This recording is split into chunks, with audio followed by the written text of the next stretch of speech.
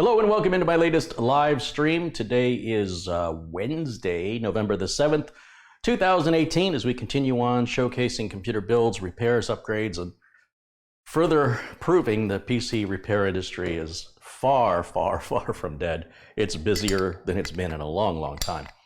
Let me just crack open a Coca-Cola here so we can get started officially with our kickoff. There we go. Welcome in, and today I got a computer in that I built back in 2014, this rig right here. And this customer's had this in for a repair once before where the BIOS for some reason got corrupted. And because this is a gigabyte dual BIOS board, it simply, once I had it here, it auto recovered on its own after a couple of boots. I'm not even sure how I kicked that off, but then it fixed it. And he's been fine now for a couple years, and now his Windows won't boot anymore. It's Windows 7. So we're gonna fire it up, we're gonna verify the problem. All I've done so far is hooked all the cabling up. I've removed the panel and used my leaf blower to blow the dust out. I did that after I took the thumbnail image. So if you look at a big thumbnail of it, you'll see lots of dust sitting up here on the power supply. Hello to everybody joining. We've got Al Perez, Jesse Kirk, Thomas Carter, Jay Toy, The Legend, William Dawson, Lucas Fridland, Tony9782, Andrew Matthews, Matthew Hunn, Live Your Dreams, what a great name, Ben DeCure, Alex Sasso, Dennis Tenhoove, Josh Saborin. Welcome, welcome, welcome. Must be watching too much John Oliver to say that 3 times, huh?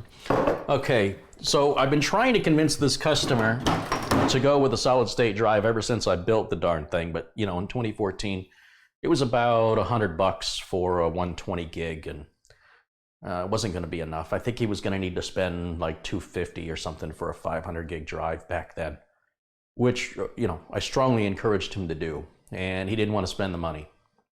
I think some of the problems he's got are related to mechanical drive, and this drive is pretty, you know, it's going on 5 years old.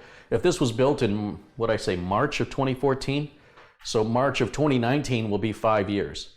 So we're getting close. Certainly at 4.5 for sure. And he's now on board for a solid state drive. Of course, he can get a lot more for the money.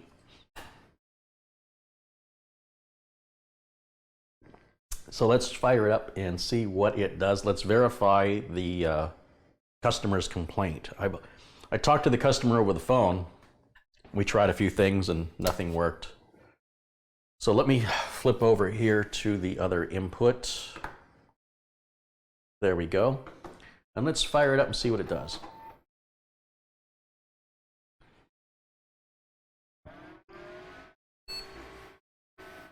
Fans are turning. Somehow the BIOS got defaulted again. That's interesting.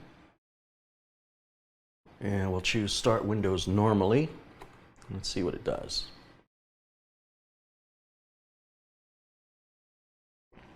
Oh, it's a Stop 7B.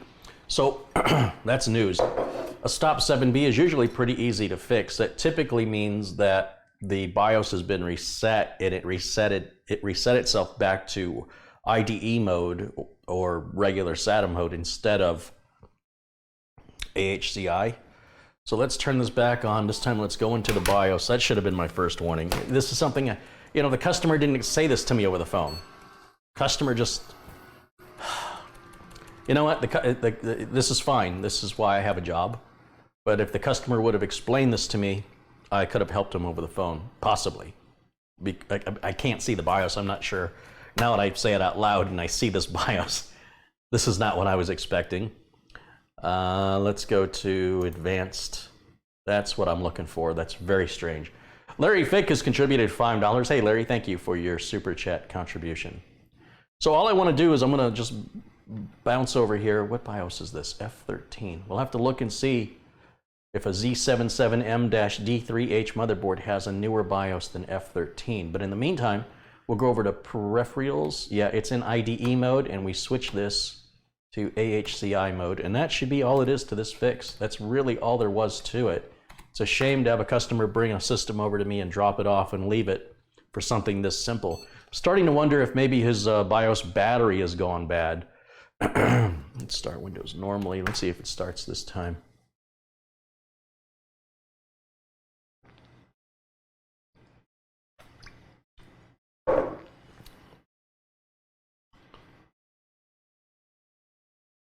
After 4 or 5 years, that motherboard battery probably does need to be replaced. I think Windows is going to come up just fine. I think that's all there was to that repair. I suspect, yeah, that's all it was. See, I build good computers. They don't break. This was, I think it's just a battery issue. So I know this works. I'm going to give the customer a little privacy here. Since we know we're going to boot into Windows, I'm going to switch back over to my main camera so we don't have to see his desktop. I don't know what's on there. I haven't seen it, and I don't want any personal information going out. Devinder Babra has contributed £5. He says, hey, Kerry, love your videos. Keep up the good work, my man. That's awesome. Thank you, Devinder. Appreciate that. Thank you for your super chat contribution. I keep reminding the audience that YouTube doesn't pay squat, and it's these super chat contributions, even the little ones, $2, $5, whatever they are, a pound, a couple pounds, they add up, and that's what it's making a huge difference in my YouTube income. It has almost doubled my YouTube income. So if I can keep that path up, then the future holds good for YouTube. We'll see how that progresses. We're going to do a couple of things here. The first of which is I'm going to wait for this hard drive light to shut down, and I'm going to power the machine off. I'm going to pull this battery out. Let me go grab my battery tester while I'm waiting. And we're going to check that battery, and I also have, I'm fairly confident that battery's bad. So I'm going to take some batteries with me.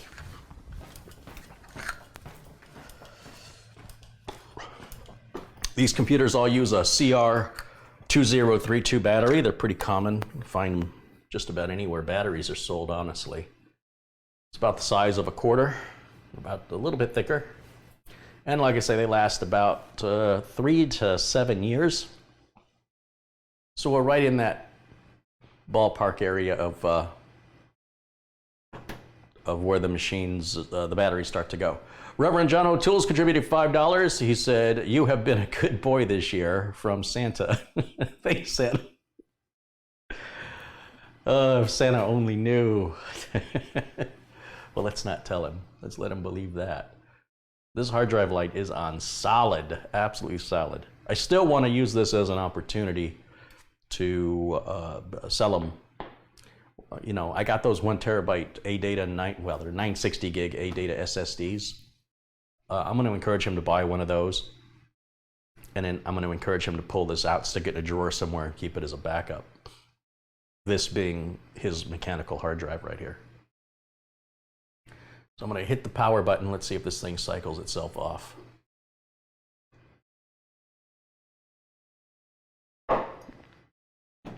Love easy repairs like this. That's fantastic.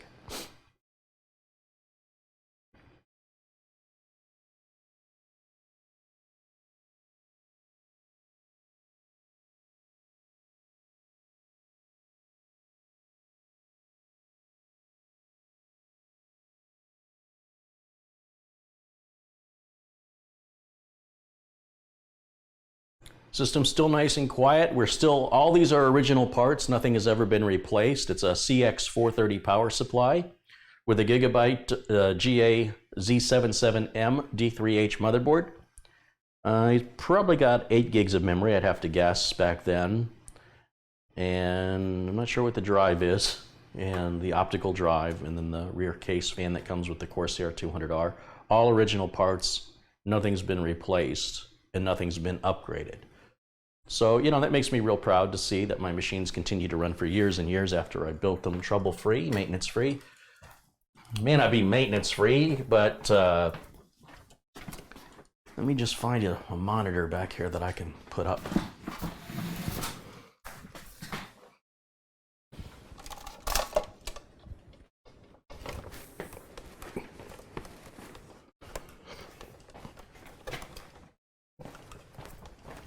It's mostly maintenance-free, I would say. I've had to log into it remotely a few times to do some cleanup. Ooh, that's dusty, isn't it? That's all right. I'm just gonna set this up here so I can see what's going on, and it gives them a little bit of privacy anyway, so text won't be as crystal clear as it is on the capture card. So let's get this plugged in so I can see what's happening.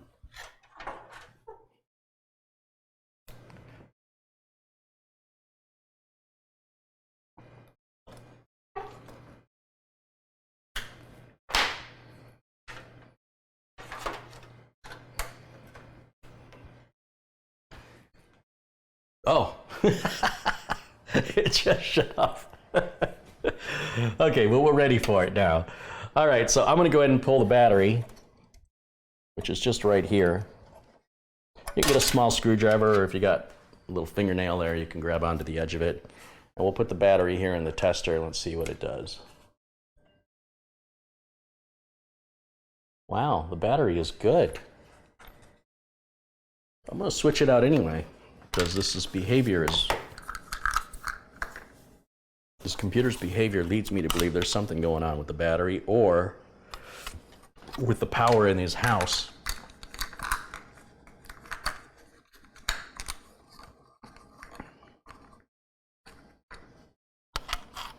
We're just looking for a nice, strong battery. And that battery's gone. Let's try this one.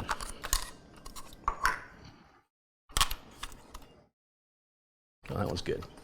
So we're gonna put that one in. And that just goes in on an angle and it just pushes in, and that is installed. Just that easy. We'll keep these other ones for another day.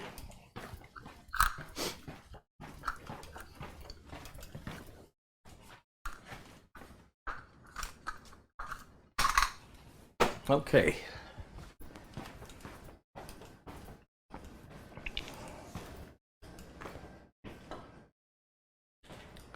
Let me take a quick look online and let's see if we have a new BIOS update. What I say that was, it's a Z77M-D3H BIOS. And when I say it had F13, let's see what the latest version is. At the Gigabyte website, it shows BIOS version F15A. So there is a new BIOS.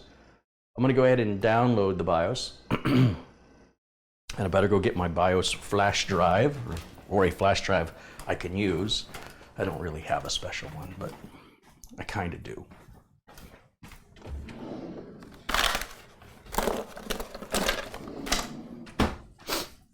Okay. Got my flash drive. Plug that in.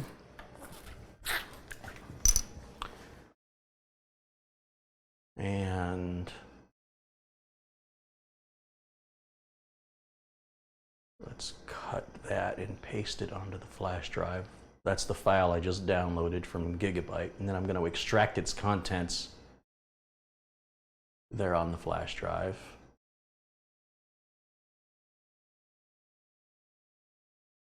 There we go.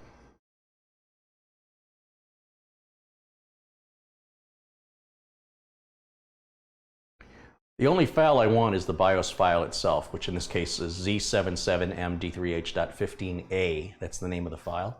And that file is now on the flash drive. That's what I've done. I realize you can't see what I'm doing there. And then I'm going to eject. We're going to safely eject the flash drive. Very good. And we're going to plug it into this machine here. Now for this, I can let you in on a much better version of the video, because we're not going to see any customer data doing this. So we'll plug that back in. Okay, now let's flip back over to that capture card input. There it is. Now I'm going to turn this back on, and I got to hit the switch end back. Flip that on. And I'm going to just start pressing delete over and over. Whoops, wrong keyboard. Delete, delete, delete, delete, delete.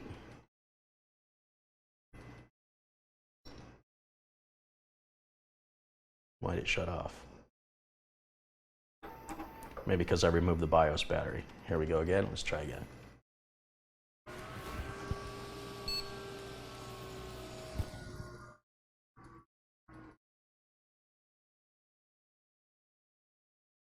There we go.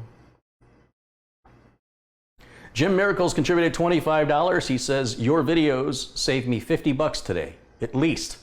I'm sending half of that savings to you. Thank you. That's awesome, Jim. How did you save the money?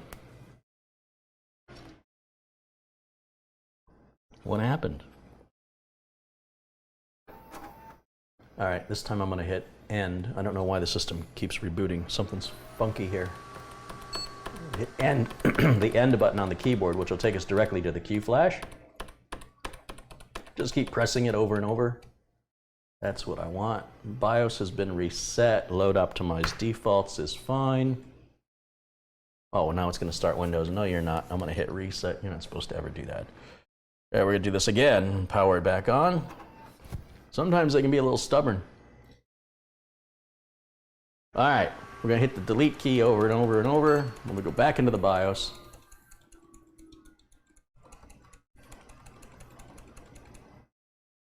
And I'll go to Q flash. Now that I'm in the BIOS, I can't see all the options with me up here in the corner. So I'm going to just remove myself. And now I can see the Q flash option right there. We'll click that and hit enter. And it says, do you want to update the BIOS from a drive? Yes, this is an older way of doing it. It sees the flash drive, and then there's the file name I just described. We'll hit enter. Are you sure? Yes, and we're just going to wait a minute. So you can see how BIOS updates have evolved. Oh, just over the last 4 years. This was pretty typical. Now it's all pretty and graphical. But back in the day, this is how we did it. It was all text-based. And of course, if you flash a BIOS in DOS with a boot disk, that would be text-based as well. And you can still do that today.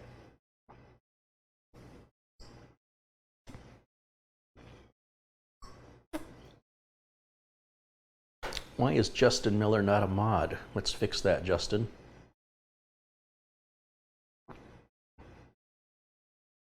Virgil Sieber III contributed $5. Thank you, Virgil. Thank you for your contribution. Jim Miracle, is he a moderator? Well, he is now. Who else contributed? Let me make sure everybody who's contributed is a moderator. Devinder, I know you're not a moderator. Let's make you one. Thank you. And Larry Fick, let's make you a moderator as well. Thank you guys so much for your generosity. I do appreciate that. You don't have to do anything special as a moderator. It's really just there for me to recognize you as a supporter, apart from all the other viewers. And I would appreciate if the moderators don't actually remove anybody. If somebody's doing something wrong, please ask them to stop. Ask them politely. And if they refuse to stop, go ahead and put them on a timeout. If they continue, maybe just get my attention on it and ask me if they can be removed. Let's try that method, because I'm getting too many complaints from people saying the moderators are too aggressive, and I don't know if that's just somebody that's a troublemaker or if it's an innocent person, you know, being unduly attacked because of a happy trigger finger on the moderator. So, and as a moderator, you don't have to do anything at all. You know, that's always the safest bet. Do nothing. James Liebig says, hello from the Liebig family. Hey, James, welcome. Hi, James Liebig family. Here we go. It's going to reboot. Actually, it's going to power itself off and then power itself back on. And you can see that up here in the right corner. You'll see what it's doing there.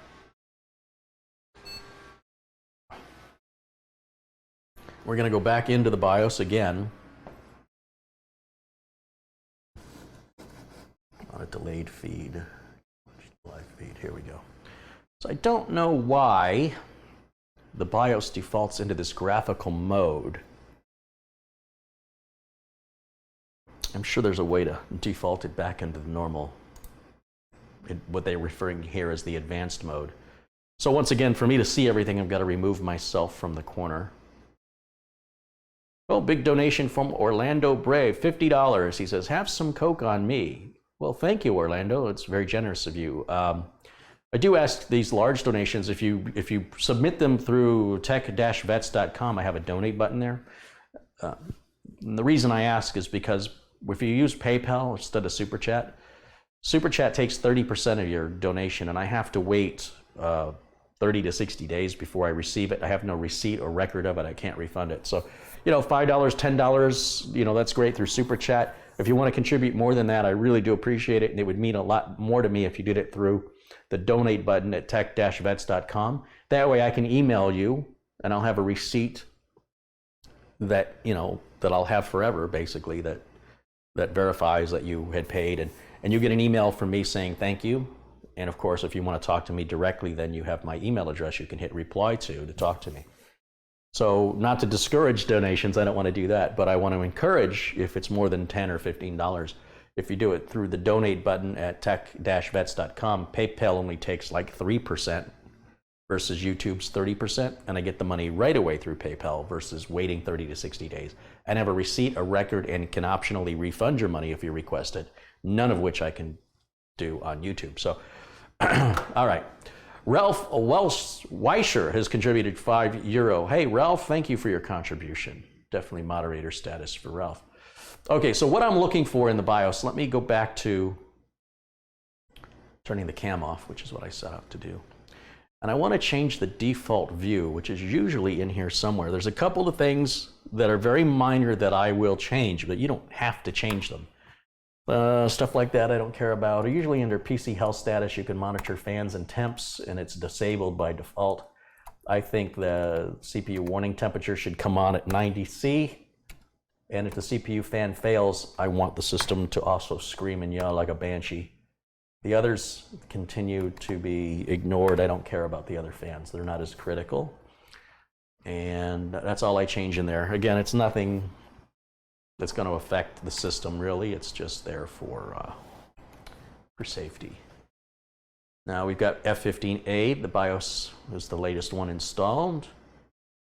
The system date is obviously wrong. And we want to do, what, plus or minus?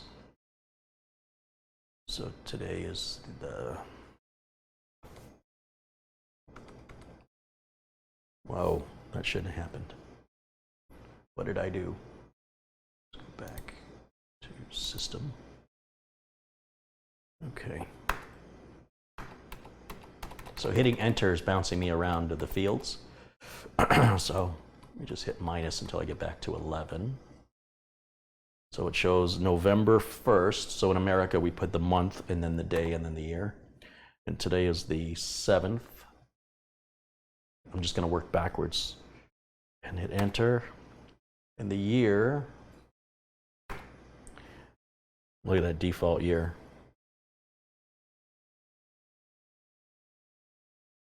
I guess I can use page up and page down to change the, there we go, 2018. And the time here is 12:55. I could just log into Windows and let it synchronize, and it'll set it in the BIOS when it does that too. Boot option 1, UEFI. Boot option 2, disabled. Boot option 2, disabled. We only want UEFI boot. Fast boot, we can turn fast boot on. Again, nothing here is really that critical. We want to go back to AHCI mode. Can leave all this alone. What was at the bottom?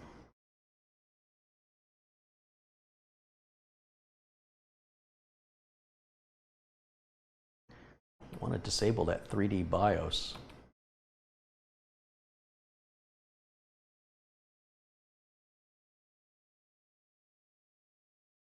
It's very difficult for me to help a customer when they have that screen come up and I can't see it remotely, and I have to get them into the advanced mode. And if I don't know what the options are and the customer can't really explain it to me, they have no choice but to drop the machine off.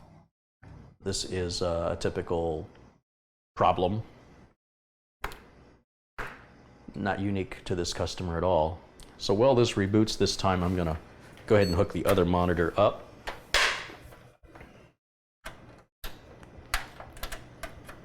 go. And let's flip us back to the main screen. There we go.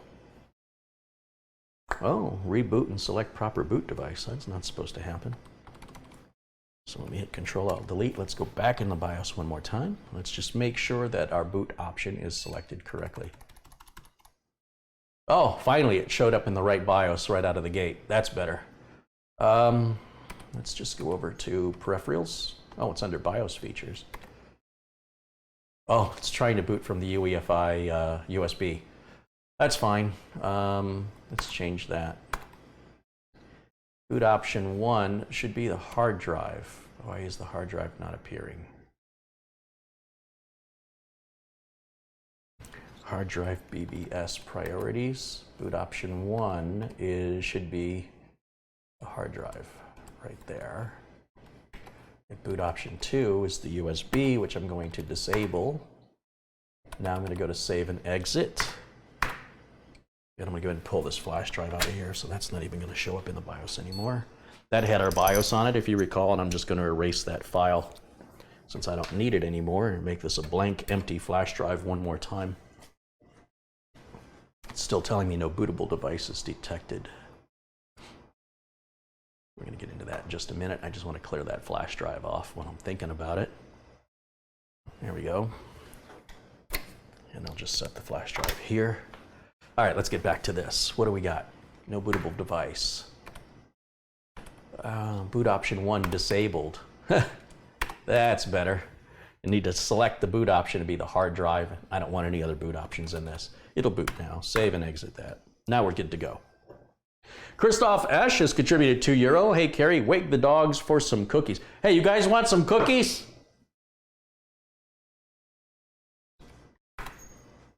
Who wants cookies? Here comes Jimmy. Hi, Jimmy. How about Lyle?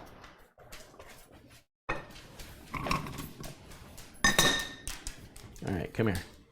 They want to see you.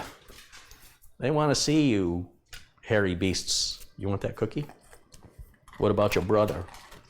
Your brother from another mother. You want that cookie? Good boys. You're such good boys. You're a good boy. Jimmy.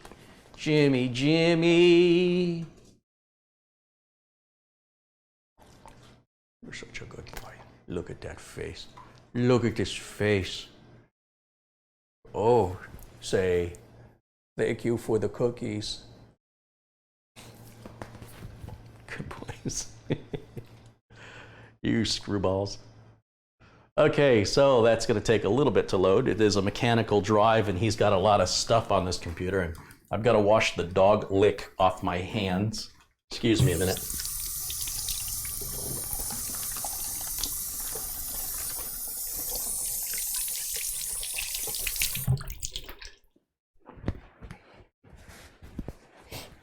Good enough.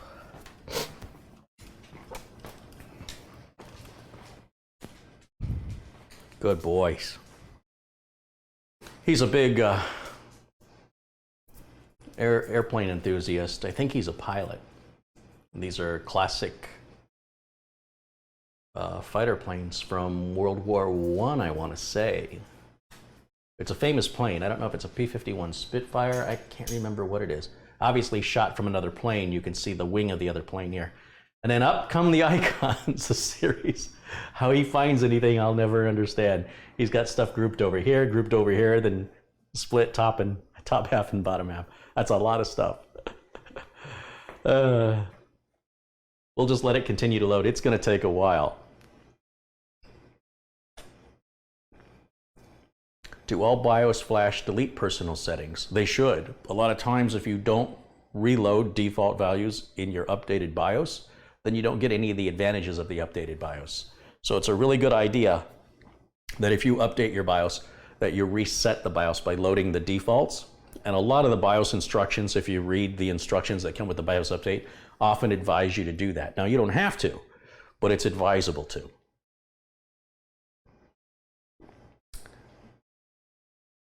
P-51 Mustang from World War II. There you go. What'd I say, World War I? I guess that'd be a little early for that plane. Imagine how the war would have turned out if we'd had that in World War I. Or an F-35. So what I'm going to do is I'm going to take a look at Crystal Disk Info. We're going to take a look at the status of this hard drive and what size it is and how many hours it has on it. Right now it's loading device driver software for the keyboard and mouse dongle that I plugged in. TeamViewer comes up because it's not plugged into the internet. It says, hey, TeamViewer can't connect. That's how I help my clients remotely. So the machine wouldn't boot. He kept getting a blue screen error. This is why I advise just leave the machine on, don't turn it off. You'd be less likely to experience that. Now, of course, you do have to reboot from time to time. So if something does mess with your boot, you will eventually have to deal with it. It is loading right now drivers for the flash drive that I just plugged into it that has all my utilities on it. Once again, I'm not plugged into the network. And it looks like he's got some family photos there loading in this top right corner. So the reason, once again, the reason I've gone to this monitor is the resolution and its clarity are not as clear to you guys. So it offers my customer a modicum of some privacy with regards to all these file names and whatnot. And I guess if people are really determined to amplify their screen and look, you might be able to make some of it out, but we're not too worried about it. We just don't need to shove it in your face. He doesn't really have anything on here that's that personal, but better safe than sorry, I guess is what I want to do. Okay, is that done yet? No. Still loading drivers. Oh, now it's done. Very good. Now let me go to the flash drive. Let's open it. And let's bring up Crystal Disk Info. Crystal Disk Info, 64-bit.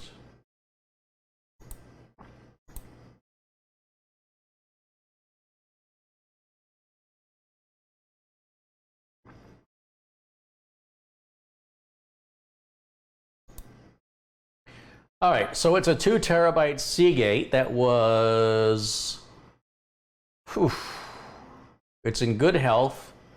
It's got 30,451 hours on it, which equates to 1,268 days and 19 hours. So apparently he is leaving it on. It's, on the other hand, maybe not. The hard drive has been powered on 2,149 times. So even though the hard drive states it's in good health here, I still think it would be a good idea to replace it with an SSD, not only for reliability, but for performance reasons. I can switch you back over to the main screen so you can read this a little clearer. Let me just disconnect this and plug in this one. And then we can also look at the specs of the machine close up. Okay. So here I am. Okay. So with that done, we'll now look at CPU-Z. Let's bring that up. CPU-Z is right here. And this will tell you what I built. In fact, there's probably a video of this from 2014 of me building it somewhere on my YouTube channel and buried all the other videos I do. But let's see what it is. It's an Intel Core i5-3570, which is an Ivy Bridge chip. It's socket 1155. And it runs faster than some new chips today, right? Over, it's like it, what's the rate on that? What's the speed? 3.6 gigahertz, not too shabby. The information on the main board here, this tells us our motherboard, which we've already covered pretty well. How much memory is it? 8 gig? I'm gonna guess it's 8. Yeah, and it's DDR3. And then the SPD information of the chip, PC312800. It's made by Kingston. Yeah, it sure is. It says Kingston right on it. And of course, we're using onboard graphics. We're using the built-in Intel HD graphics. So with that being said, let's take a look at Crystal Diskmark. This is going to wake you up to, if you're on the fence about buying an SSD, if you're not sure if it's worth it. Why did I bring that up twice? Let's close one of those. I guess I brought it up 3 times. Okay.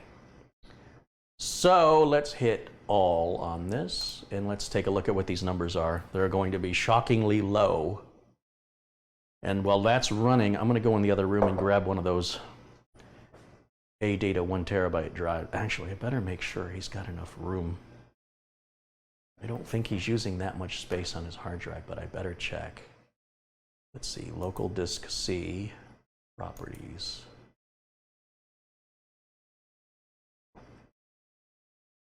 How much space is he using? Oh, he's only using 283 gigs, something like that. He's under 300 gigs anyway, so yeah. Let's go back to our results. 160.9. When I put an SSD in, that number is going to be about 540, thereabouts.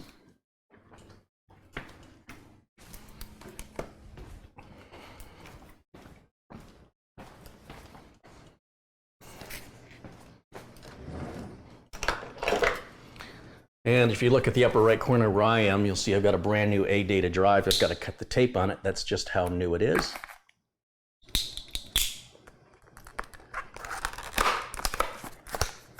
And I'm going to go ahead and do this. Customer, I've already talked to the customer about it. He's already given me the thumbs up. Normally, I wouldn't start any work without the customer approving it because I don't want to waste my time.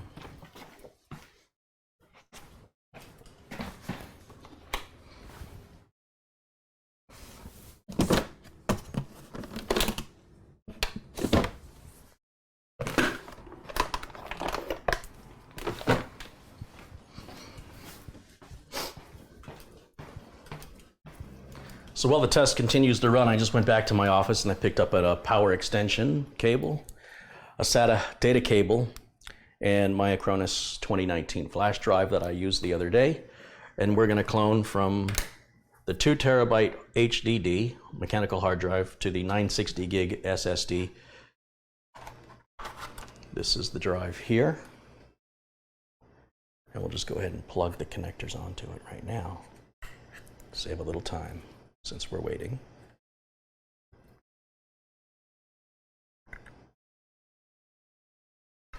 There it is. It's like catching a rat. He just grabbed it by the tail. That's mean. It's not a rat. It's just a hard drive. It's okay. And the rest of this can go into the garbage can. Don't need anything else in the packaging. See, I told you I'd buy those on sale so I'd sell them. If I don't have them, I can't sell them. And the customer would, would have to order it. We'd have to wait a couple days. By having it in inventory, I can sell it. There's not a whole lot of profit to be made on selling it, A couple bucks, $5-10 maybe profit. And then I'm going to pull the other drive out and give it to him as a backup. And we're only going to have the SSD in there when I'm done. So while that's running, let me minimize this a little bit so I can see what you guys are saying in the chat room. Welcome in. We got 624 people watching. Hey guys, welcome into the broadcast.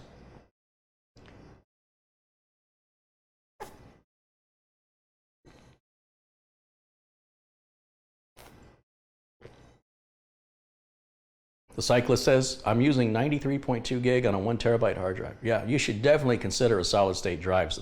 Price. Let me rephrase. You should seriously consider a solid state drive, not drives. Clearly, you only need one. The prices on solid state drives have come down quite a bit. I mean, we're about to hit 8 cents a gigabyte on solid state drives, which is fantastic, and it's probably only going to get better. I will tell you this. Once you do it, you'll wish you would have done it sooner. Don't worry about saving $2 or $3. Get that upgrade today. That's what I say. The sooner you do it, the sooner you'll be smiling about, wow, it's like getting a new computer.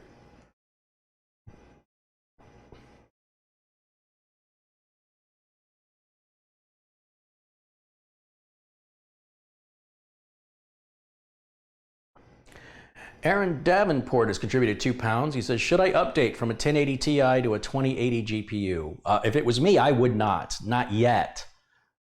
But, you know, if you're a highly demanding game player, it may be worth it. If you've got the money burning a hole in your pocket and you're looking for an excuse to spend it, and you want to sell your 1080 Ti to offset the cost, it's certainly worth considering. But the 2080s, I think, are going to significantly go down in price after the first of the year. I'm predicting, and I could be wrong. I don't think they're going to cost any more money, that's for sure. And because the 2080 is so new, I'd give it 6 months or so to let them work the bugs out. But if you're okay with having a potentially buggy CPU that has features that no games take advantage of, like ray tracing, there's 11 games in the works. Maybe when those games come out, it'd be time. Maybe by then, it'll be 6 months. The price will go down. The technology will have the bugs worked out of it. So for now, if it was me, I'd stay with the 1080 Ti unless I was okay with all those other conditions I just mentioned. And thank you for your question, and thank you for your contribution and moderator status for you, my friend. All right, so here's the completed numbers, right? And what I want to do now is I'm going to take a screenshot of this so we can compare the before and after, right? So let's go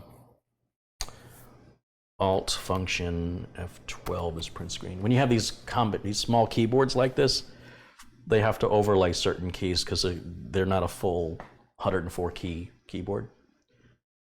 That's why you see me having to hit the function F12. That's not normal on a regular keyboard. Let's go to Paint.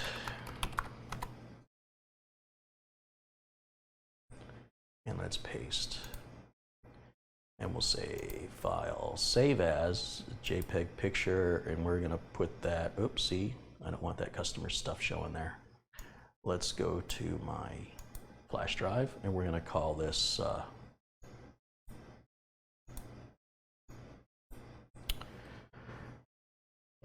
Augie is the gentleman's name who owns this computer. Or that's what we call him. We call him Augie. And this is his 2 terabyte Seagate. Am I spelling it wrong?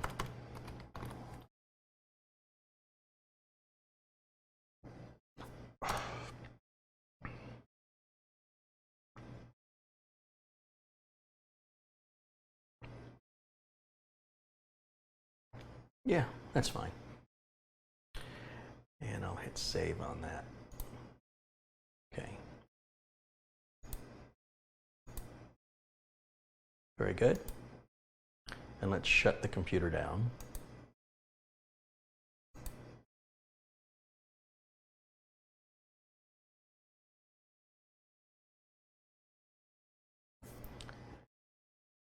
And that's going to take a little while because it is a mechanical drive, and we'll sit here and wait a moment.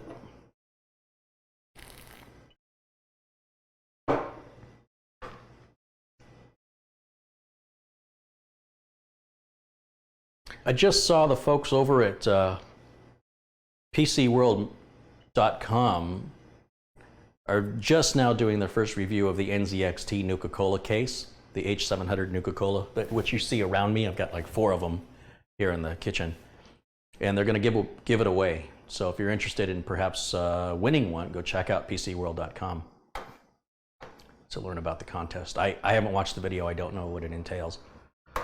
Okay, so now for the Acronis 2019, I'm going to go ahead and put that here in the USB port. I'm going to remove my utility flash drive. I'm going to put in Acronis. And we're going to fire this up and hit delete. No, what am I hitting? F12. F12, F12, F12. It should give me the boot menu if I hit F12. It does. And interestingly, it does not offer me the USB flash drive for some reason. So I'm going to shut the machine completely off. And I'm just going to select a different USB port, and we're going to try it again. I've seen this happen on older systems where they're funny about or I should say finicky about which USB ports you use, and sometimes finicky over the drive itself. So F12, F12, F12, I'm hitting it repeatedly over and over and over again. Okay, now it appears. And we want the UEFI, and we hit the number 1. Oh, what am I doing? I've got to hook up the other drive first. I'm getting ahead of myself.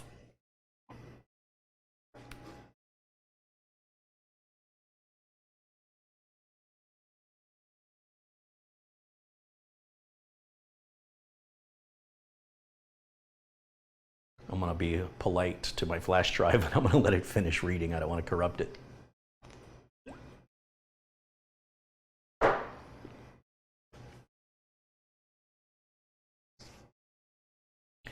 Okay, that's fine. Now I'm going to hit the switch on the back of the power supply. And I'm going to take this other back panel off so I can, oh, actually, yeah, no, not yet, not yet. I'm going to have to get back here, so I will eventually have to take this other back panel off. So let me just hook this up right now. This power cable can go, you'll see I just took the extra power cable here and I just zip tied it down here on the bottom. This case doesn't have a window, so nobody sees anything. And these are all Molex. Great. Well, here's another way we can do this. By the way, just an idea for you guys. Instead of doing it this way, we can take the data cable and the power cable coming off of the DVD drive, because we don't need that for this process. And we'll just temporarily move the power and data cable onto the new drive that we're going to clone to. And I don't even have to install this. I can let it just hang there. It's fine. There's no exposed circuitry here, so there's nothing for it to ground out against. If you're worried about it, you can just let it float somewhere in the middle like that. Hard drives don't care about orientation. Certainly solid drives don't care, but neither hard drives nor solid state drives care if they're upside down, right side up, vertical, horizontal, doesn't matter. Now let's boot again. Flip the switch back on. I think I'm ready. I think I can. Once again, F12, over and over and over.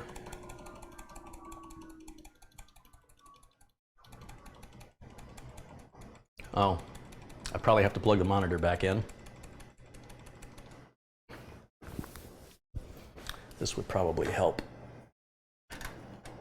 Little scatterbrained, trying to move through things too quickly. And because I didn't have it plugged in when I turned it on, I didn't initialize the HDMI port. One more time. Third time's the charm. Here we go.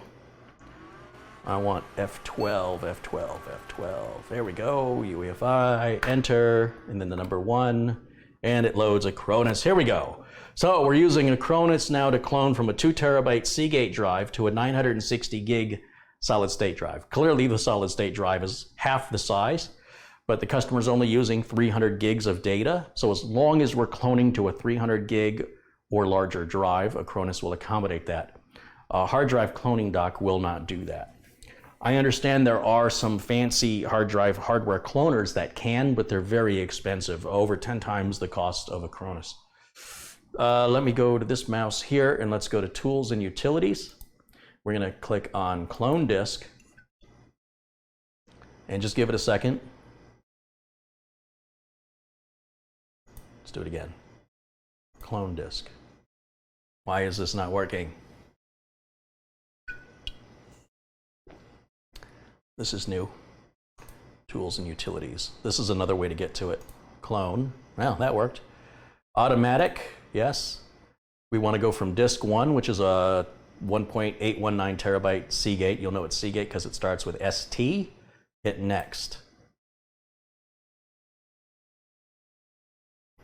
So that's the source. Now we've already done this, right? We're in clone mode. We've selected our source. The next thing it's going to come up is ask us where the destination is going to be.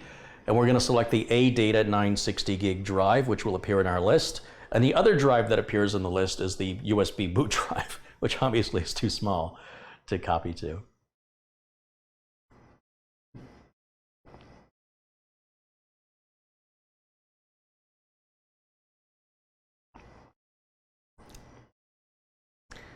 Interpret says, I've learned a lot from Carrie, but remember, it is all a whole other story. Oh, for a minute I thought he was calling me a hole.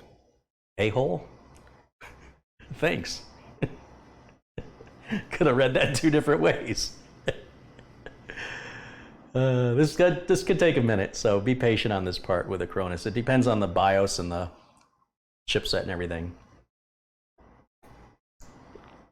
Should you always update to a new BIOS even if you don't have a single issue with your PC? That's really for you to decide. I like to update the BIOS so my customers don't ever have the problem to require updating the BIOS. Does that make sense? So it's about avoiding the problem, not waiting until you have a problem. It's about being proactive instead of being reactive. You can choose either way you want.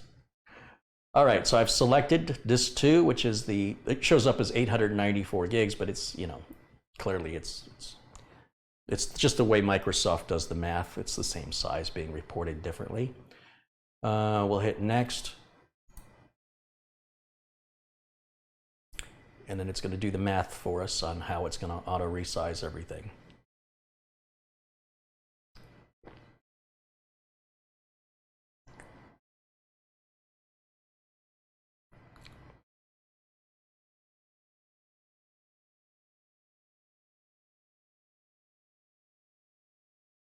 Is ADATA a reliable SSD? I have not seen any SSDs fail, but as long as you maintain regular backups, who cares how reliable a drive is? Honestly. Whether a drive has a reputation of being reliable or not doesn't negate the need for regular backups. I have never seen a bad ADATA SSD. I have one now for about 2 or 3 years. It's an M2 240 gig that I bought a couple years ago. It's in the MS09 adapter that I bought. I don't have any problems with it. No SSDs I've ever installed have ever failed, ever. I've been installing them since 2013, and the minute I have one that's failed, I'll let you know. I have seen failed SSDs from other people, and I don't know what they did or if they did anything to cause it. And most of them I see are from like no-name manufacturers or lesser-name manufacturers. If you see me using it, that means it's good enough for me to put my name behind it for warranty. When I do warranty work, I can't charge for it. And if I get a lot of warranty work, I will go out of business. So if it's good enough for me to recommend, it's probably good enough for you. Remember, what's good enough for business is always good for home users. But what's good for home users, or what home users rather decide to do on their own, generally isn't good for business. So it's your money and it's your decision, but nobody, even Samsung's drives fail sometimes. Everybody's drives fail. The question is, how good is the support if you need it? And as long as you have a backup, it's a minor inconvenience. So here it shows us on the screen, what we're looking at is it says the drive right now is completely unallocated. It's brand new out of the box. And when we're done, the drive partitions are going to look like this. It's going to make 2 partitions. And that looks good. We're going to hit proceed. And now we wait. So this is a good time also, if you have any questions, I'll do my best to provide you some answers or some opinions.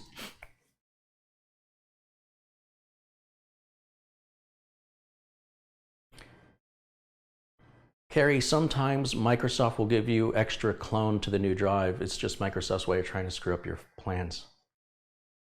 I don't know what you're talking about.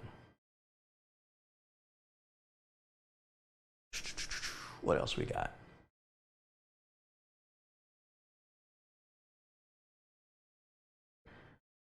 I had a Seagate 1 terabyte external hard drive, had it for 4 years, opened it up and found it had a Samsung hard drive inside of it. Again, it really doesn't matter. The drive manufacturer, reliability, none of that stuff matters. You always have to have a backup if your data is that important. If you care about reliability, then you must care about your data. And if you care about your data, make copies of it. I think I'm going to get t-shirts made. Back up or shut up. You're not a victim unless you choose to be one. So don't tell me Microsoft erased my data. Don't tell me a virus erased my data. Don't tell me my kids did something, I spilled something, hard drive failed, the house got, the computer was stolen out of the house caught fire, the sprinkler system went off when the smoke detectors went off in the office building and ruined all the electronics. That's what backups are for, ladies and gentlemen. So if you don't care enough about your data to make a backup and you're going to count on reliability of a drive, that's not the only reason why you'll lose your data.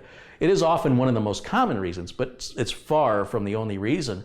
And the only way you can rest assured to have any confidence, to have that safety net in insurance, is for you to take the time to do it yourself. Nobody's going to do it for you unless you're willing to pay them. And that seems unlikely if it's something you're not even willing to do yourself. However, just accept the consequences of your decisions and don't blame manufacturers. That's your fault. It's always going to be your fault. And only you can prevent data loss. Maybe that should be a t-shirt. Only you can prevent data loss. Now, if you've got a lot of money, if money's not tight, Samsung has that Magician software, which makes it ideal for keeping up with firmware updates. I've never seen a firmware update on an A data drive. That may not be that important. I honestly don't know. I personally have not noticed any difference in performance on any Samsung SSD that I've updated the firmware to, but maybe that's why. Maybe those firmware updates are keeping that all up and running and happy. I always put firmware updates on, always. So whereas the BIOS updates, you can take them or leave them, really, I prefer to do the BIOS updates just to avoid any problems that the BIOS update addresses. So my customer doesn't ever have that problem to be addressed. It's sometimes a hard sell with a customer when you do this kind of work, and as a result, they don't have any problems. And they say, well, you know, I don't have any problems. What do I pay you for? Sometimes the customers say, all I have is problems. What do I pay you for? This is the world of tech. It is a very thankless, high-pressure position, and it does take somebody of a certain personality to want to enter into this business. You've got to be willing to take a lot of abuse. You've got to be willing to enter into a marketplace where there are a lot of shady characters, and it can be difficult for clients, new clients, to determine whether or not you're trustworthy. They're always skeptical. And then beyond that, you know, even when you get a problem fixed and you go the extra mile, a lot of times it's simply not acknowledged. If anything, you can even be abused verbally, like, wow, that took you a long time. Yeah, well, I went out of my way to do this extra work. I didn't charge you for it, you know. And they're like, yeah, well, you should have asked me about that first. Like, they should decide whether or not you'll need to come back or not. And no, they don't get that choice. I am thorough in what I do so that I don't have to come back. If I have to come back, they're going to expect it for free. Never let a client tell you how to do your job. If the client knows how to do it, then perhaps the client should do it on their own. And sometimes it's best to be upfront with your customers. Let them know you're not a BSer. You mean business. You're serious. What you do, you take very seriously. If they don't take it as serious as you do, then you're not a good match, and perhaps they should find somebody else.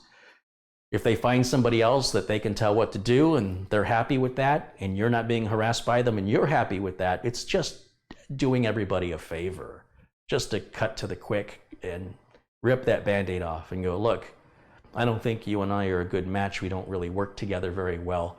There are lots of other technicians to choose from.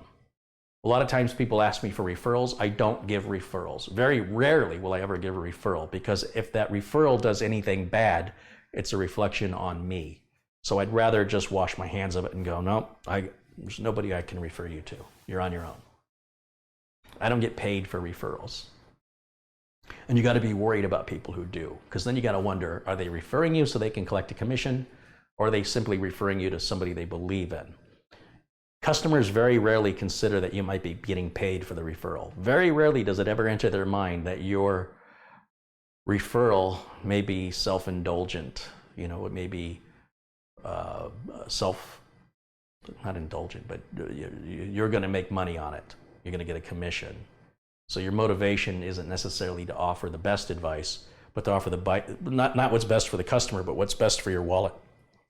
That's the most common kind of referral that's offered. So if you're getting a referral from somebody you know and trust, like a friend or a family member or a coworker, that's different than calling a complete stranger up and saying, can you do this? And they say no, and then you say, well, can you refer somebody who can? It's somebody you don't even know. Why would you ask them for a referral? I strongly advise you against it. Christos says, my PC is 8 years old. Is it time for a new one? As long as your computer is doing what you want it to do, and it's doing it with the performance that you're okay with, it's up to you to decide. Nobody can tell you if you need a new computer.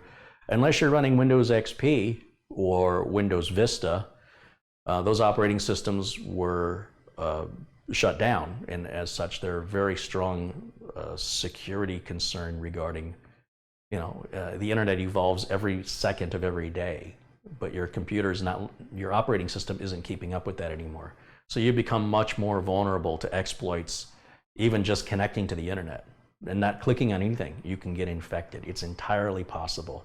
There are things called worms, and they work by you just connecting to the internet. And you hope you have a good firewall that'll prevent that. But on top of that, phishing schemes, there's lots of ways the scammers will try and get your money. And if you're using an old, outdated operating system, you become very vulnerable and a much easier target for those virus writers and scam artists. So again, it's a decision for you to make with regards to if you're running a modern OS, such as Windows 7, Windows 8, or Windows 10.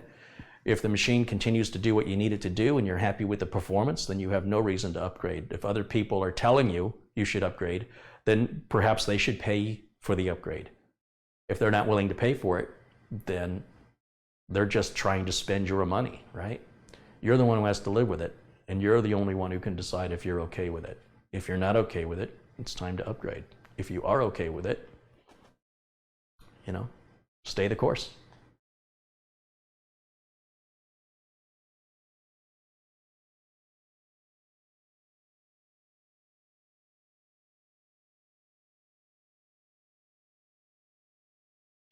Dave Explorer says, love your work, Carrie. Been following you for a few years now. Well, great. Thank you, Dave. Finally said something. It's interesting when people lurk quietly in the background for months or years and then they finally speak up.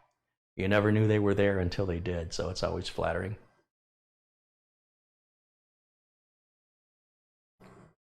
Devinder says, hey, Carrie, I work in the IT industry. The most bizarre thing I've seen so far is a lady who uses her mouse upside down with the buttons near her palm. Can't say I've ever seen that, but I also can say I'm not surprised.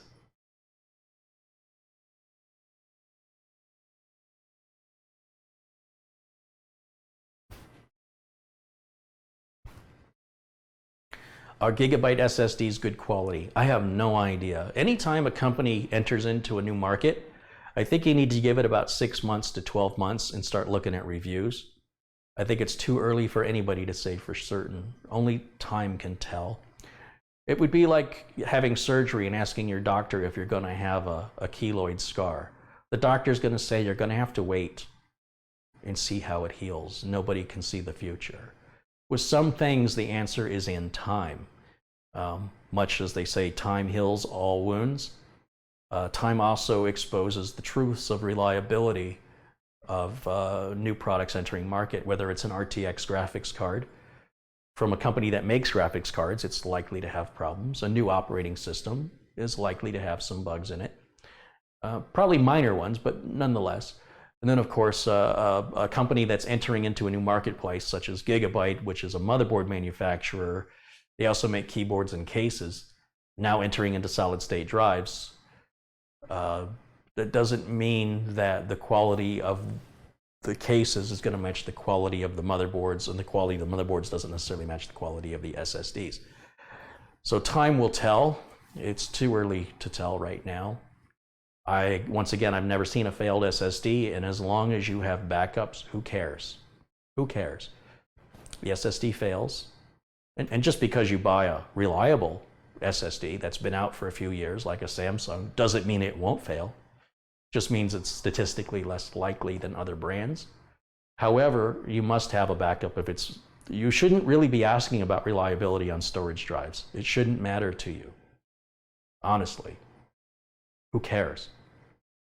Once you have a backup, it's not a big deal. Replace the drive and restore the backup. What you should be concerned about is, do they have a friendly RMA process? Are they easy to reach? Are they going to stand behind the product or find excuses to not honor the warranty? And will they ship out so that your downtime is as minimal as possible? Every company has a bad product from time to time. The question is, how do they help you, or how do they deal with it when it happens? So Samsung's really good on that. Seagate and Western Digital are both really good at that. It's funny to me that you'll see people say, oh, those Western Digital drives are so unreliable, I'll never use one. Or you'll see people say, oh, the Seagate drives are so unreliable, I'll never use one. It's just like Ford and Chevy people. I'll never buy a Chevy, I'll never buy a Ford. Me personally, had a lot of bad experiences with GM product. I've had minimal bad experience with Ford. So me personally, from my personal experience, I will go back to Ford before I'll ever go back to Chevy again. Now, somebody else can own a Ford and have a really bad experience, go on a Chevy and have no problems with it. You know, it's not to say that there's any fact in this other than personal experience, which for me is all that matters. If somebody told me it was 60 degrees outside, I don't assume I have to put a coat on. I want to go out there and feel it, and I'll determine if I have to put a coat on. That's just the kind of person I am. I'm more about what the experience is than the information. To me, the information is interesting, but mostly pointless. It can kind of get you in the ballpark, it gets you in the right arena, in the right area. But if you want more precision, you've got to have that through experience. And your experience with the exact same product may be completely opposite of somebody else's, and neither one of you are wrong.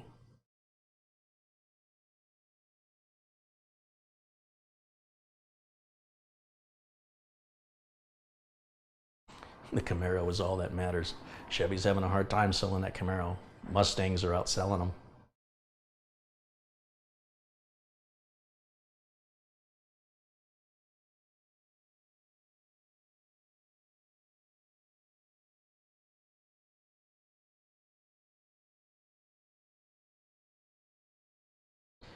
I'm going to step away for a moment, so I'm going to close the camera down. We're going to leave this screen up, though, and I'll be back in just a few moments.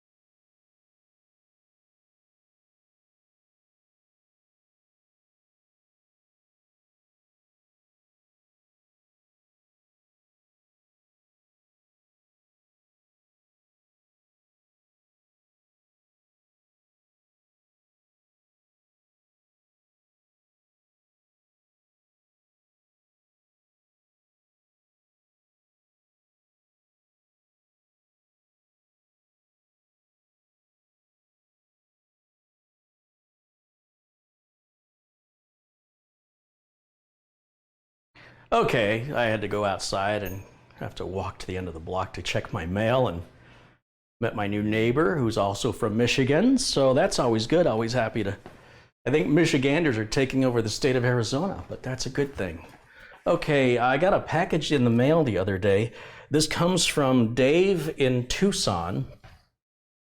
I guess we're just staring at that screen. Let me just go to full screen here so we can talk for a minute. And I guess, I think he manufactures these flashlights. He sees me struggle with the light sometimes, and I don't like wearing those lights that go on your head. So he sent this to me, and it's pretty nifty.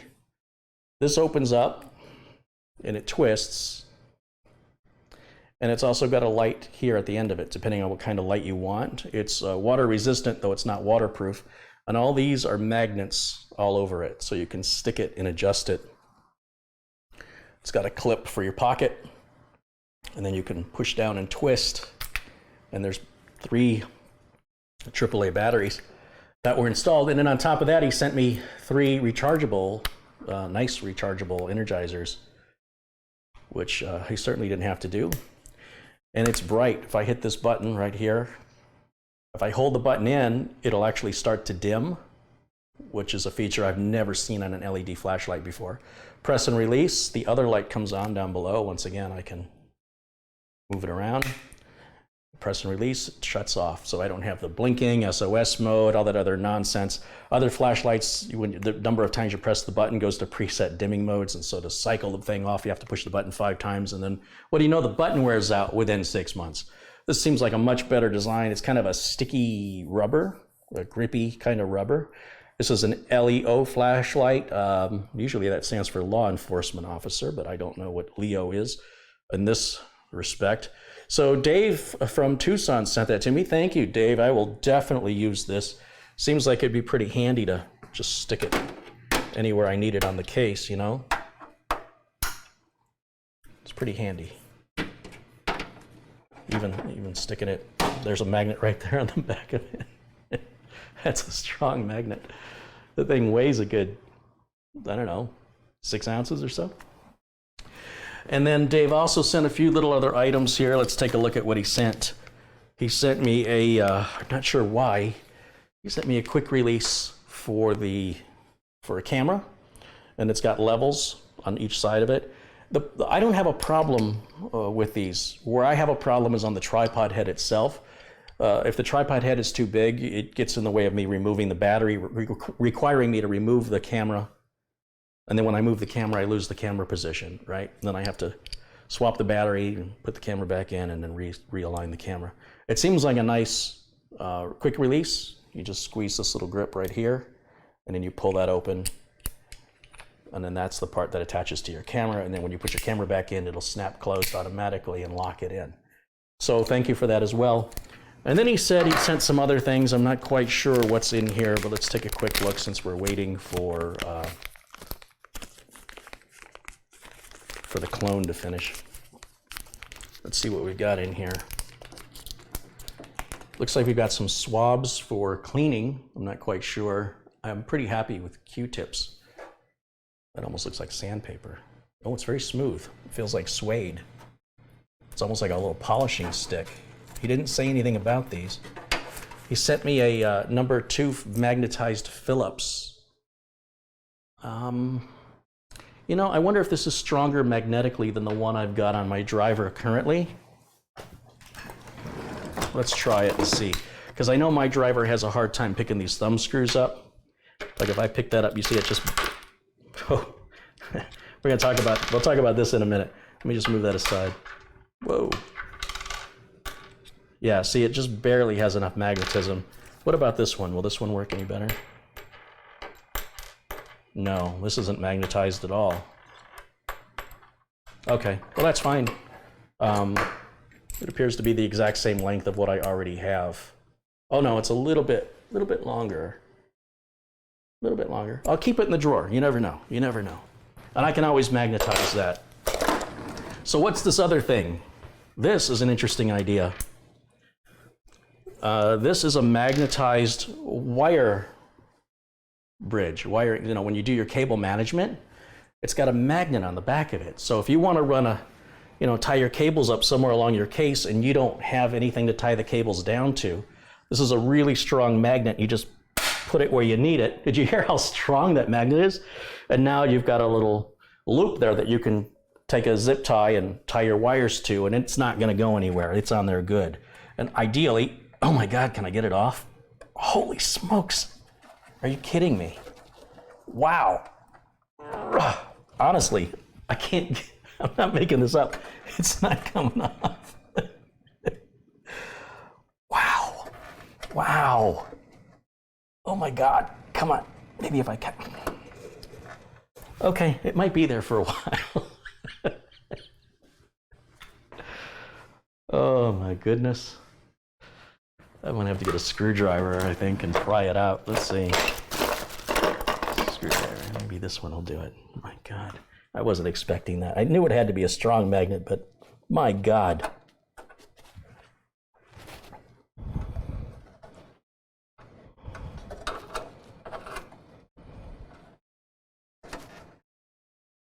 Holy smokes. I am not overacting. This is seriously on there.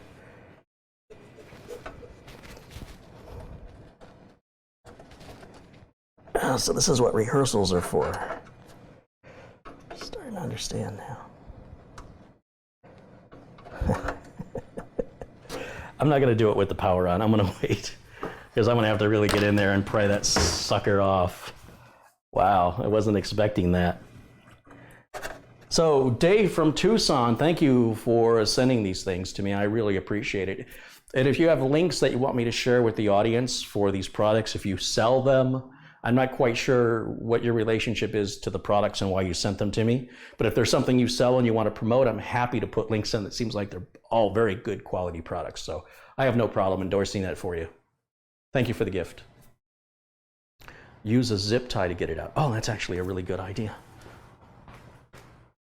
Let me get a zip tie.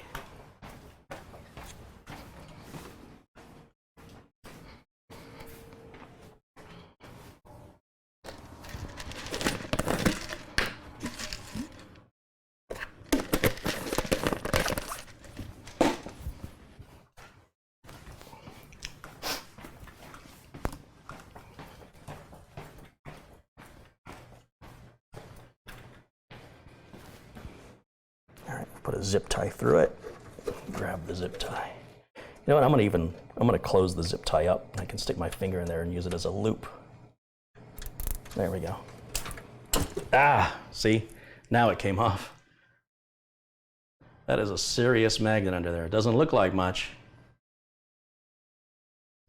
And then you could just wire your, do your cable management where if you have a case where they didn't give you all the loops, you can add your own. Where do you buy them? I have no idea. So hopefully I'll hear from Dave with some links.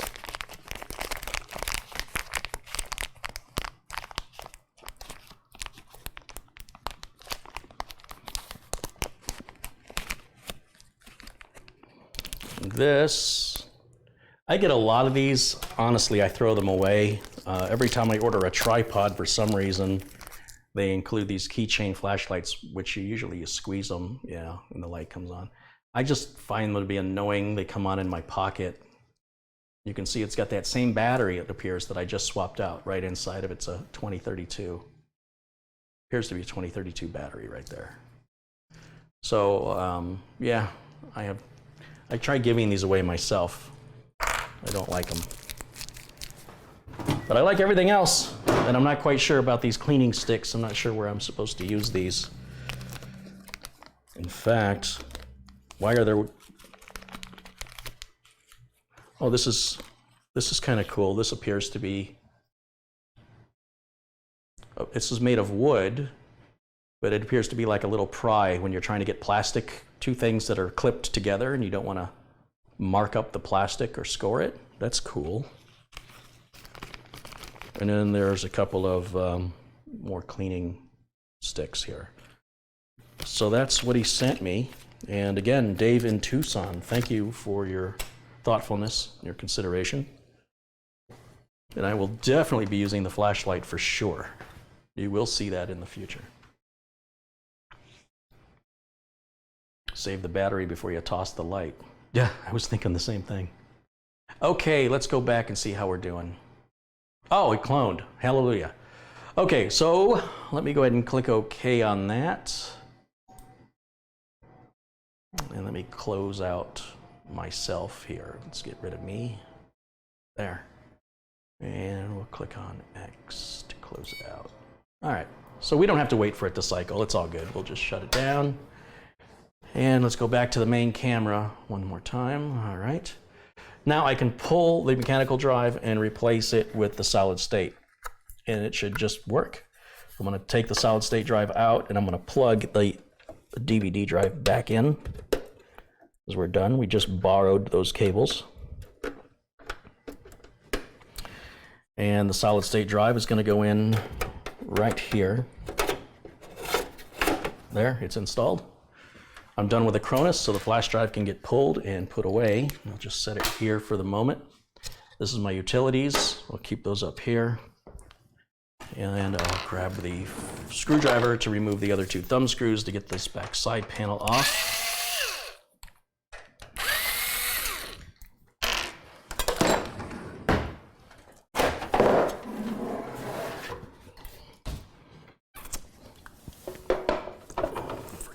Zip ties there. Just move these over here. That's for some of these cables when I put them away. And let me just move the monitor down for a second. And we'll unplug this one. Move this over here. Rotate this way. All right, so these are the cables plugged into the mechanical drive, and we're going to just plug these now into the solid state drive instead. So I'm going to just push this out through here, and SATA power, same thing. We'll just push that out through here. So I don't have to do any or undo any cable management and redo it. It looks like the two drives are located close enough together, and I did that with intention, right? That it makes this a pretty painless process here. So we'll bring this back around.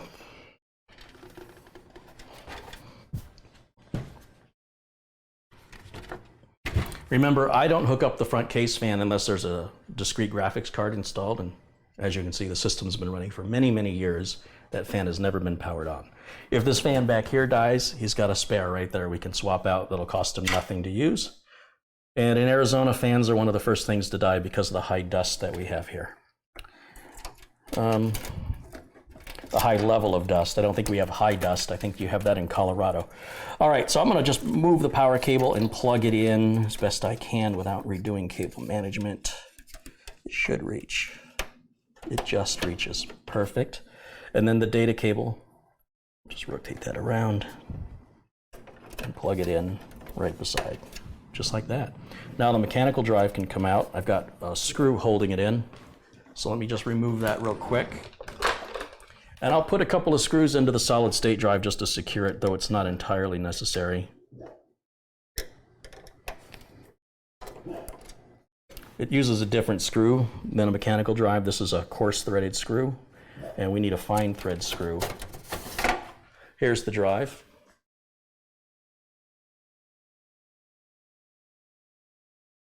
That you saw the crystal disk info on. I'll just set that there for now. And the screw can go there for now, because we will not reuse that screw. And we're ready to test fire it. So once again, for the privacy of the customer, we'll use this monitor here. I'll just put it back the way it was. And we have to plug the HDMI cable in. Right like so. Make sure that the power supply switch is in the on position. Let's see if it boots any faster. You remember how long it took to boot before. How about if we just see if it boots at all, right? That was a brand new drive out of the box. Did a Cronus actually do the job? Let's find out right now. Watch this monitor up here. Do I not have it on? Oh yeah, it's on. Here we go. Start your clocks.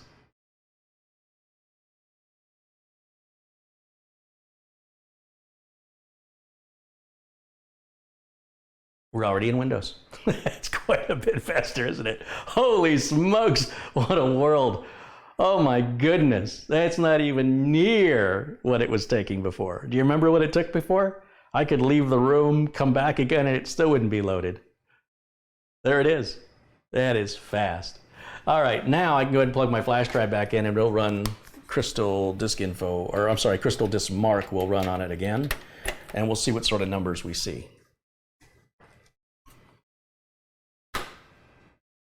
Oh, it wants to restart the computer because it detected a new hard drive, which is fine. We're going to go ahead and do the restart. So here, watch how fast it shuts down and reboots.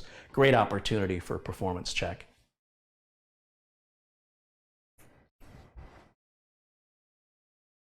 Not bad for a computer from 2014, right?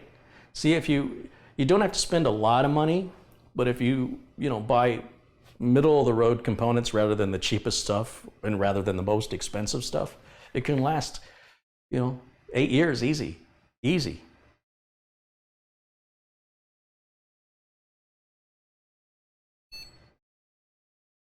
Here we go again. Let's try that boot up one more time. Let's see how long it takes.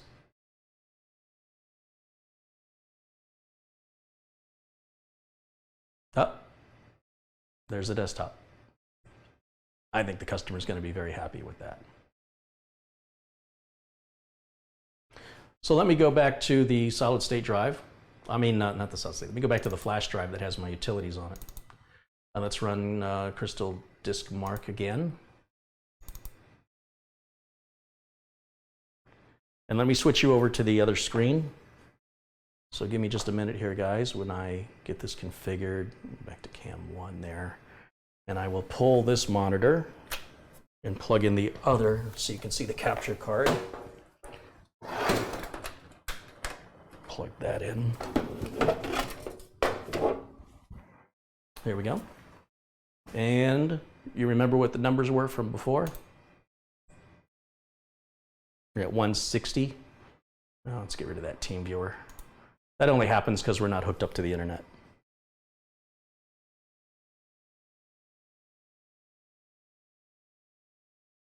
What a difference. Now, granted, he's got half the space, right? He had a 2 terabyte hard drive. Now he's got a 1 terabyte SSD. But for, what is it, $120, $130? That's a great investment for an upgrade on, especially an older machine. If you want to have it feel like new again, it's just that easy. Alan Parker has contributed $20. Hey, Alan, thank you for your contribution.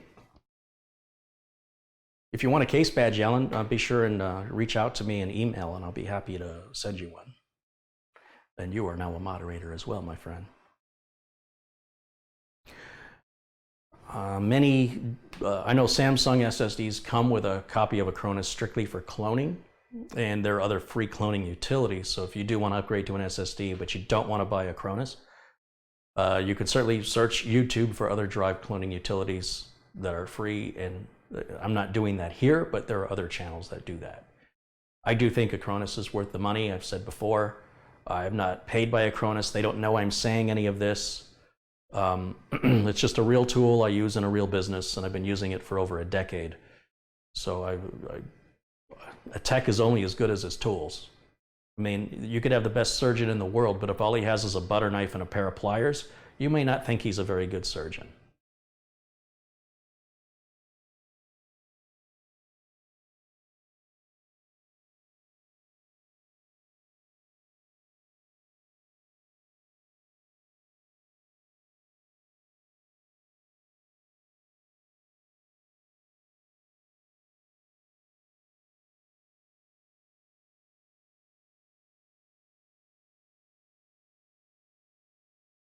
Of course, he doesn't have any problems with the Seagate hard drive. It's amazing to me how people will continue to deny reality by suggesting that the Seagate drives are not good, when in fact, right before your eyes, you're seeing just one of many hundreds of thousands of Seagate drives that work for years without a problem. If you want to focus only on the planes that crash, you would think that airplane travel was unsafe. So it's of little consolation to anybody who's lost a loved one in a plane crash to tell them that. So if somebody has suffered a Seagate failure, they're simply not going to hear the statistics. They're not interested. But again, as long as you back up your data, drive reliability is irrelevant nowadays. It just doesn't matter. But I will tell you, I see the exact same reliability from Western Digital as I do from Seagate. The same RMA process, the same warranty, and pretty much the same prices and the same performance. I cannot tell them apart. They do have bad models that come out that are more problem prone. Seagate has had their 3 terabyte model was pretty bad. Western Digital's had a couple that have been pretty bad. It just comes with the territory. They're both equal in every way, shape, and form, so far as I can tell. I don't make any money if you decide to buy one or the other. I'm just sharing with you my personal experience. You're welcome to hate either one or hate them both. Go right ahead. And if you want to say that in the chat room, who cares? Nobody knows who you are, so your opinion, you know, people go, oh, well, you know, I'm just trying to think of a name. Freddy872 says he doesn't like Seagate. I better not buy them. Who the hell is Freddy872? Why would I care what Freddy872 has to say? But once again, the truth of the matter is, when push comes to shove, when all's said and done, at the end of the day, there's no such thing as a drive that won't fail. All drives will eventually fail. And so since you don't know how it's going to fail or when, you need a backup. And you don't just need a backup for drive failure. You need a backup for unexpected data loss, which can happen from viruses, accidental deletions, file corruption from bad memory, or just file corruption in general. Thefts, fires, floods, all the things you think are never going to happen. When they happen, that's when you'll appreciate having the backup. And there's our final numbers right there. It looks fantastic. What I'm going to do now is take another screenshot of that so I can have the before and after. In fact, I should have the other one right somewhere in here. Augie. There's Augie.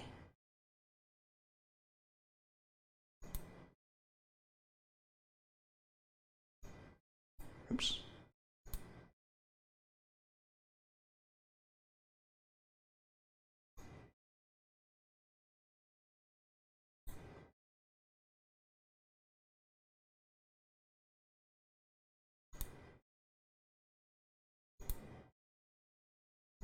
So there's the before here on the left. 160 to 542, 144 to 419, 0.0838 to 271.2, 0.959 to 279.7. You know, this is a fraction of 1, and here it's at 249 times faster, 190 times faster. Look at this, 0.288 to 23.59 and 0.778 to 101.8. Don't even worry about what these numbers mean. Just look at the difference in the sizes. The bigger the number, the faster the drive. And look how much faster the SSD is. Even though it's half the size, what difference does it make to somebody who's only using a fraction of the drive anyway? They're not going to notice the space difference. And there you have the evidence right there, right before your eyes. A worthy investment. Any computer that doesn't have an SSD should have one if your performance is important to you. Somebody who would overclock a computer without an SSD really has their priorities screwed up, I'll tell you that. So let's go ahead and take a screenshot of that. So what is it? Function Alt, print screen. And then let me open up Paint.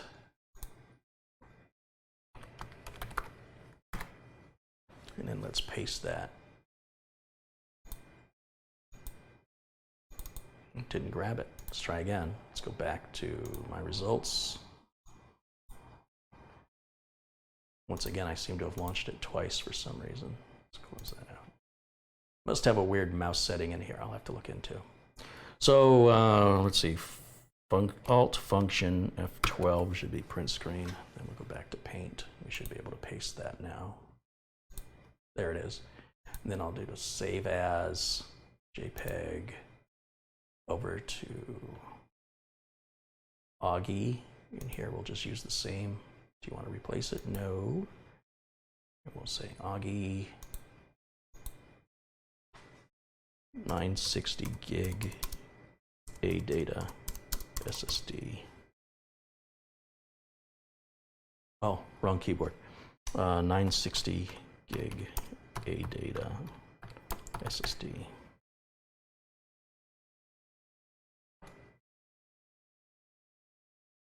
Yep. Enter. There, we've got it. Okay, computer is fixed. Done, done, done, done. So this customer will be very happy. See how long that repair took. I did it all live. And yeah, very happy with that. And let me switch back over to my main camera. There I am. And let me hook up the other monitor now so I can shut it back down. We could also run some utilities. We could run CCleaner on here to delete temp files if we want to. Obviously, that's something you should think about doing before you clone the drive, because we just cloned all the temp files, which took more time. And I'm sure this is going to have a lot of temp files on it. In fact, why don't we do that now? Let me go back to my drive. There's Crystal. Let's see, there's CCleaner. We're over on the 64-bit version of CCleaner. And then we'll analyze, see what it comes up with. Once again, it makes more sense to do this before you clone. On the other hand, if you clone first, then you've got a backup, because if this breaks something, at least you could restore back. So kind of depends how familiar you are with the computer and how comfortable you are.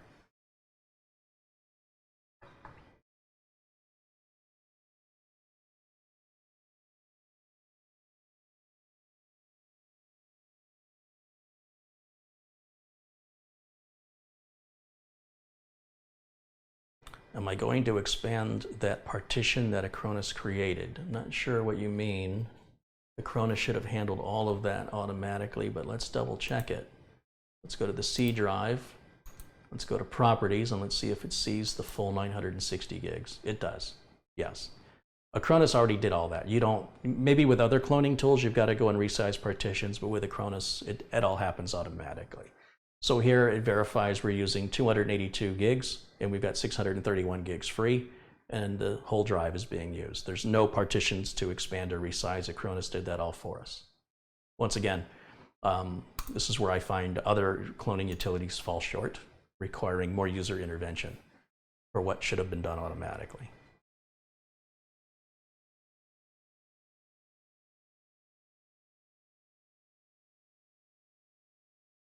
So it's going to clear up about 5 gigs. It's got 5,530 megabytes it wants to clear. So that's 5 gigs of data.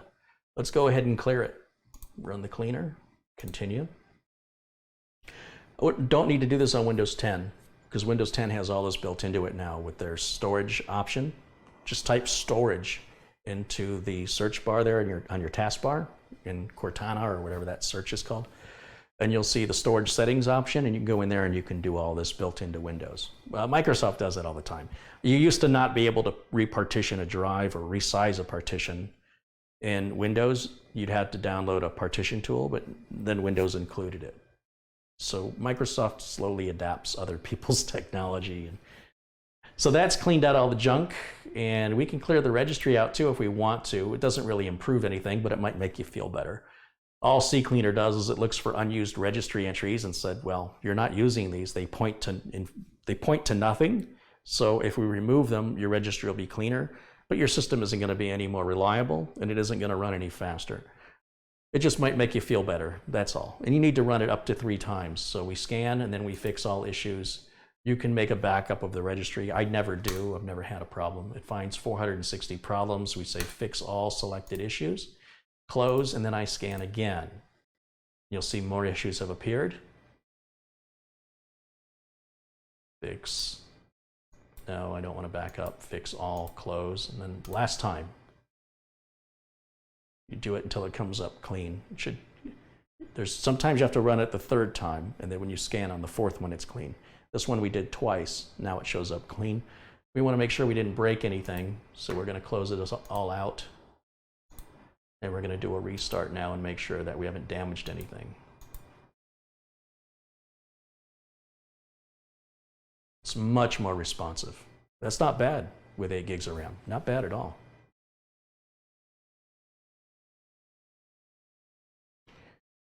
This part has been able to resize a partition forever. My understanding is this part is DOS based, and to resize a partition would cause a loss of the data. I'm talking about resizing a partition without formatting it or losing it. I have never done anything other than create and remove partitions with this part. I can't imagine how you would do that. I guess I can imagine how you would do it under DOS, but it's easier to have a graphic display that you can drop and drag your partition sizes, which you can do in Windows and other partition utilities. Man, that thing came up fast. Holy smokes. I want to pat myself on the back, even though it's the technology of the SSD that's doing the work, not me. All I did is hook some cables up and run some software, but that's why I tell you guys, these techs that you think know so much, most of these computer techs are not any smarter than you are, believe it or not. They act like it, but they're not. Once you see the magic, the way the magic happens, you realize it's all an illusion. So I'm very happy with that. It fires up nice and fast. I'll get a couple of screws to secure that SSD, and everything's happy. We'll go ahead and hit shut down on there. Make sure it powers off okay.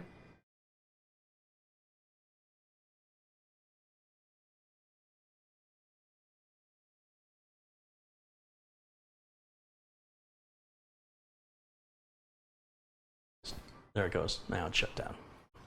I can go put my flash drives away because I am done with those.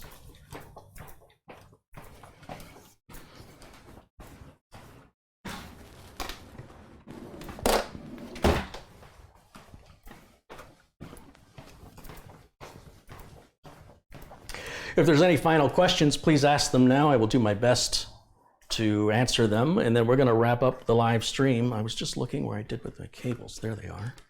And I'm done with my flash drive. We'll just set that down over here for right now. Alan Parker has contributed $10. He says, I would love a case badge. How do I contact you? You can contact me many ways. Well, you can reach out to me on Facebook. You'll have to friend me there first. It's a private Facebook page. You can go to tech-vets.com and you'll see my name on the right side. It says contact us. And right there, you'll see my name. Click on that. That'll create an email. You can leave a comment with your email address. All comments require approval before they are displayed publicly. And I'll make sure that I take note of your email address and erase your comment. I won't approve it, so your private information will stay private. If you donate through the donate button on tech-vets.com, it kicks an email off to me from PayPal, and then I respond by saying thank you. And if it's a $20 contribution or higher, I also ask if you want a case badge. So that's how that works. So lots of ways to contact me. And thank you once again for your contribution. I just want to put these cables away right now while I'm thinking about it. I took them out for no reason. In fact, I think I'm going to keep that cable. I'm going to keep those two together. I'm going to keep the power cable extension and the SATA cable together so that I can just open one drawer for cloning. I don't have to open my SATA drawer and my power drawer. I can put them both together and I just grab them. It's much more efficient. Should have done that a long time ago.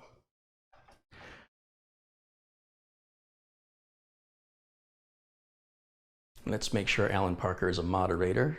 He is. Very good. Thank you, Alan. Oh, Alan previously donated 20. That's a total of 30. So yeah, you're good, Alan. So I just need your address from you, and you'll have to send that to me in email. I'll get a case badge out to you next week. So once again, a thanks to everybody who's contributed to the channel today, what is going on here?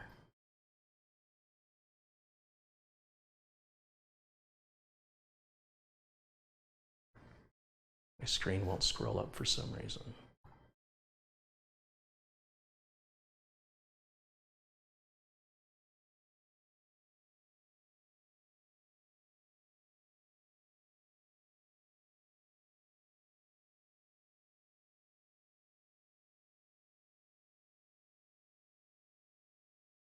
Okay, so Larry Fick, Devinder Babra, Reverend John O'Toole, Jim Miracle, Virgil Sieber, Orlando Breve,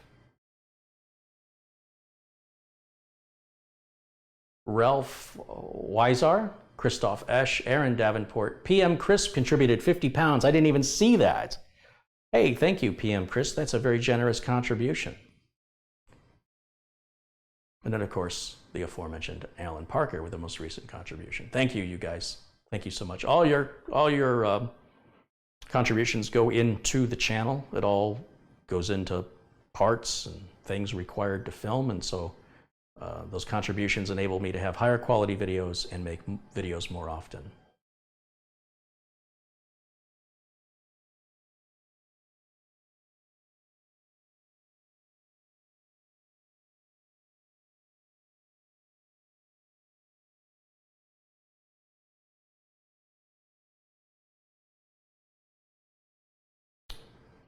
Okay, let's try something here.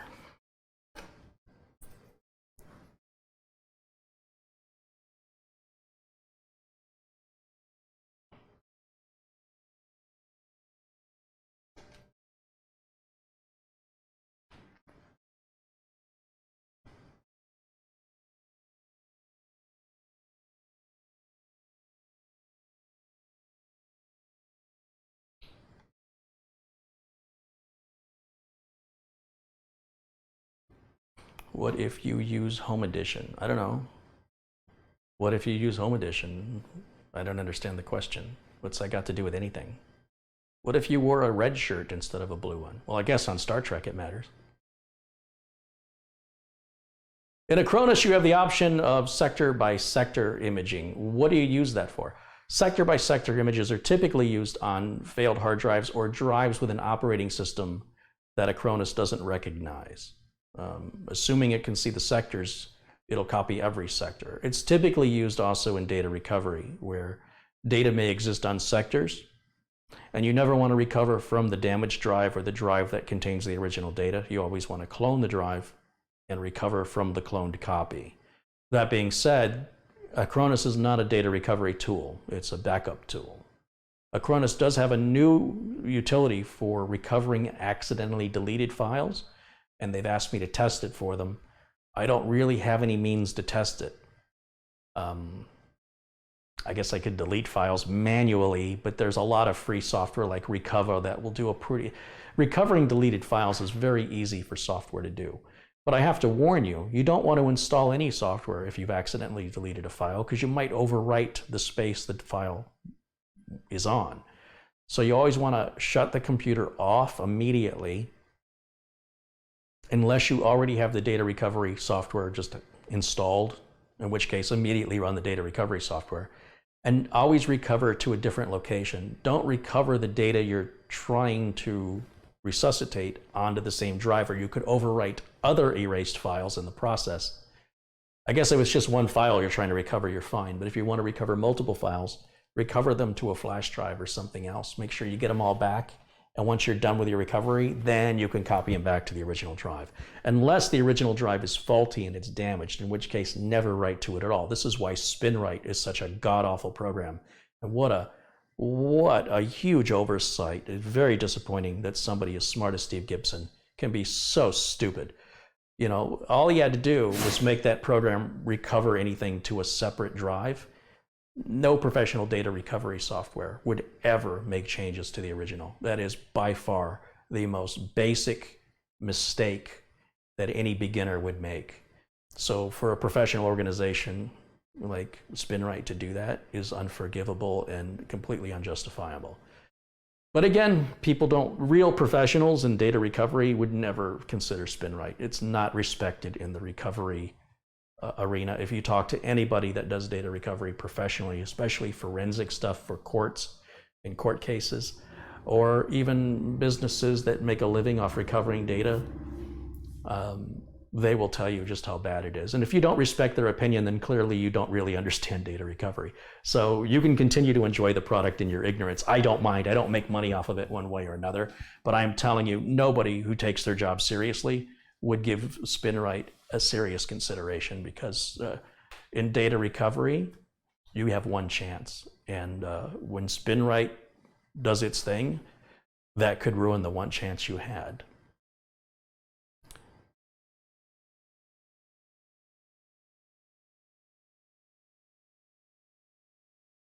Brightech did a video on the new Acronis recovery software. Oh, well then I don't have to do it. I don't know. They sent me the software. I just don't know how useful it is to recover deleted files. I'm more interested in how to recover lost partitions or other reasons data gets erased. We'll see. I haven't decided.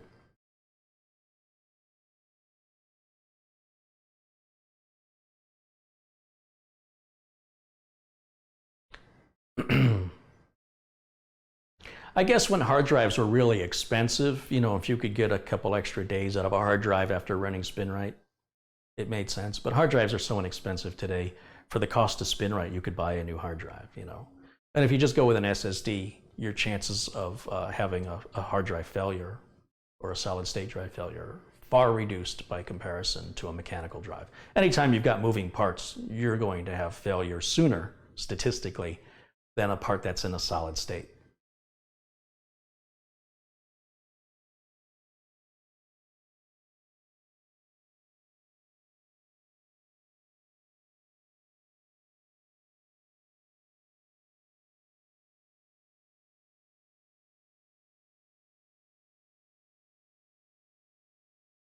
All right, guys. People are asking, will I be on tomorrow? I honestly don't know. I wasn't supposed to be on today. I was trying to get this computer shipped out. Unfortunately, I've got to use my wife's car. Her mother, my mother-in-law, went into the hospital the other day. She is old and frail, and her health is failing rapidly. So priorities have shifted a bit. And then this customer dropped this off to me today, which who knew that was going to happen? I mean, I knew it was going to happen yesterday, but I didn't know starting the week off that this was going to happen. He's a really nice guy, Augie. He's been a customer of mine for, gosh, 12, 15 years now. This is about the second or third computer I've built for him. And I've also built one for his wife. She's not having any problems with hers. And hers, I put a solid state drive in. She was willing to spend more money than he was. And obviously she's not having the problems he's having. And I think it's related to the mechanical drive. Not sure. This is the second BIOS-related issue he's had, which is weird. I don't know if it's something maybe grounding on the board. Every time I inspect it, it looks fantastic. So I'm going to just leave it be because the problems seem to be separated by around 18 to 24 months. So it doesn't suggest to me anything other than perhaps the power he's feeding it is maybe got some dirty power. I don't know. Maybe a surge suppressor or a battery backup UPS with sine wave would be better for him. I don't know. It's just not happening often enough necessarily to even justify the cost of that.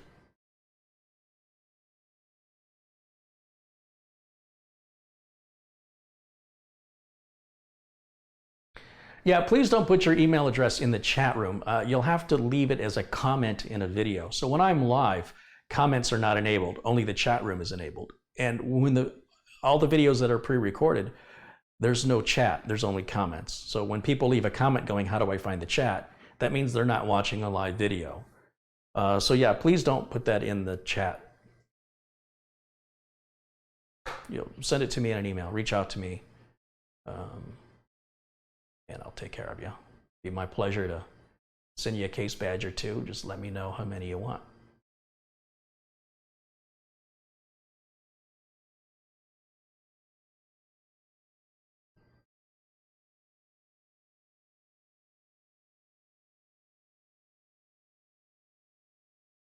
Dave in Tucson. Oh, there he is. Let's make Dave in Tucson a moderator. He says, I'm going to send you an email with further info. Thank you. Once again, Dave, thank you so much. I will definitely use that light. That's finally somebody sent me a light I'll actually use. And it looks really well built.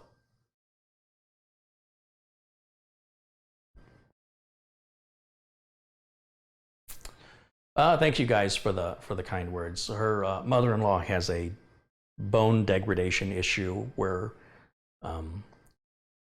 particularly in the spine, she's not very mobile. She's in so much pain. The doctors aren't able to give her much for the pain. When she takes pain medication, she gets nauseous and throws up. She can't really have much of an appetite. It hurts for her to do anything. They don't want to operate on her because they could paralyze her.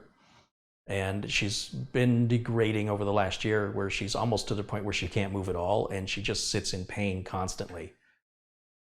I think they've given her some morphine with an anti-nausea medication, but then that causes constipation, so then you've got to get medicate. The problem with medications is there's side effects that they then give you other medications for, which then have side effects that they give you other.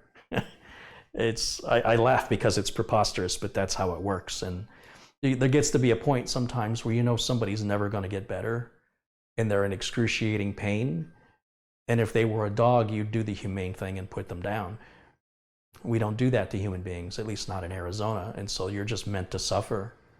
And the hospital can't do anything to help her except watch her suffer. And that's the Hippocratic Oath, to just let somebody suffer. She's ready to die. She's done with the pain. She's been in pain almost 2 years now. It's getting progressively worse. Several of her vertebrae in her back are just fractured from doing nothing. Now, she was a smoker, and that led to COPD and rheumatoid arthritis. A lot of people don't know rheumatoid arthritis and COPD are related. The medication they gave her for the rheumatoid arthritis seems to have a side effect of weakening the bone structure, which they did not inform her of, and she's been on it for many years.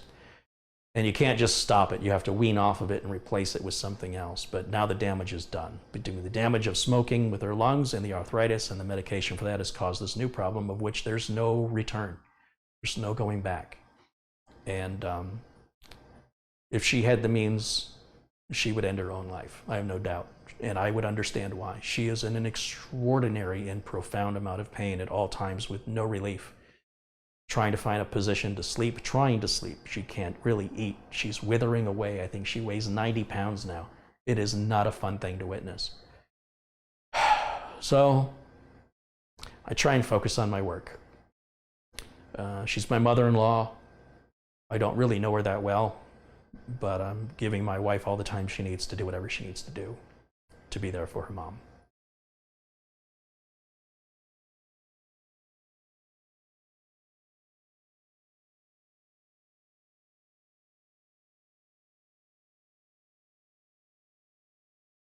Let's talk about something else.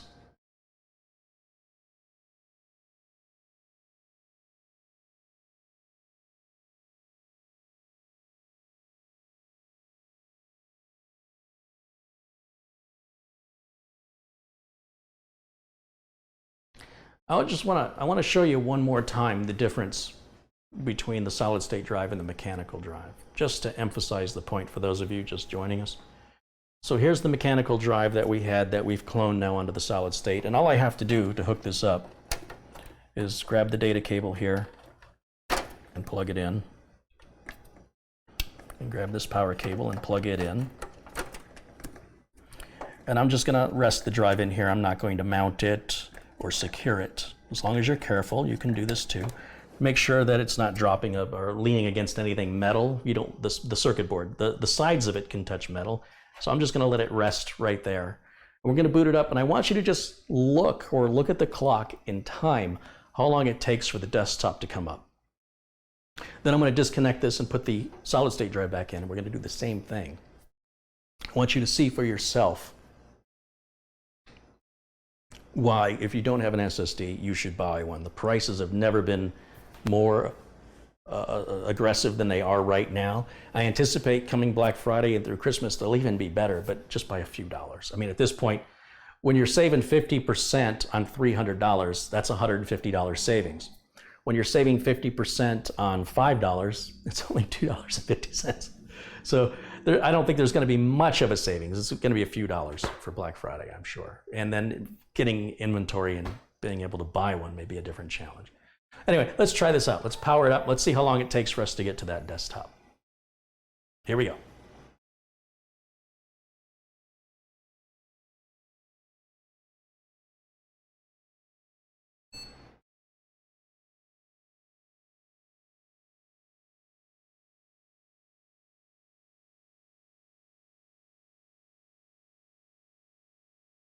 Get an NVMe drive. This motherboard does not support M.2, nor does it support NVMe. Obviously, if it doesn't support M.2, it's not going to support NVMe.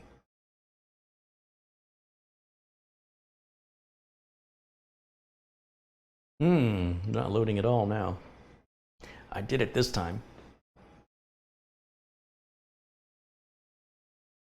Just keep waiting. I see a cursor blinking up here. You guys can't, well, you can see it just barely. It's doing something. But the hard drive light's not flashing.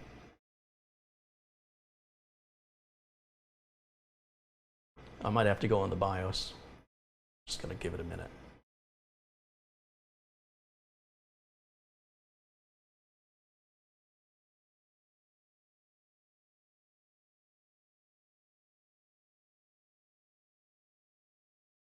Personally, I don't see any difference in performance other than with benchmarks on NVMe drives. When I have an SSD, a SATA SSD, or an NVMe SSD, my systems basically boot up in the same amount of time. My software loads in the same amount of time. I guess if you're doing some massive reads or massive writes, you'll see a difference with NVMe. And of course, the benchmarks make it very clear that NVMe is much, much faster on reads and writes. But to actually sit behind the keyboard and the mouse and use the machine, neither myself nor any of my clients have been able to tell the difference. I've swapped some of my clients out to NVMe drives and haven't told them, expecting a phone call going, did you do something to my computer? It's rocket fast. Nothing. I call them after a couple of weeks. I go, does your computer seem any different? You know, since I did the upgrade. I didn't tell them I did the upgrade. You're like, no, should it be? All right, I think I have to go into the BIOS here. I didn't, or I don't have it something plugged in all the way, one or the other. Oh, there it goes. I don't know what that was happening. Let's reset one more time. All right, now we're gonna load Windows. Now we're ready to do our stopwatch. Here we go. Oh, nope, that's not right either. Hold on. Now, no, that's still not right. Well, this will give you an idea. We'll let it load. It's gonna take a while, trust me. Not sure why it hung up there.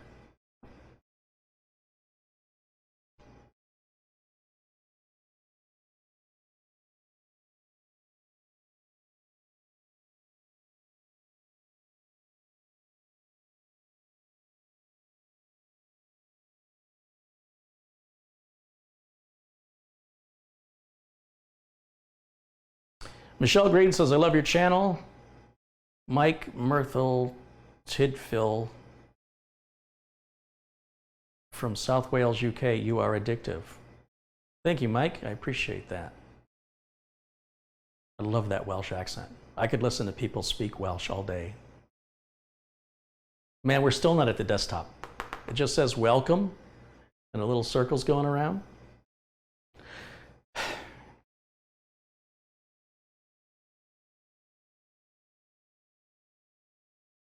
Hard drive light is solid on the front of the case, so it's doing something.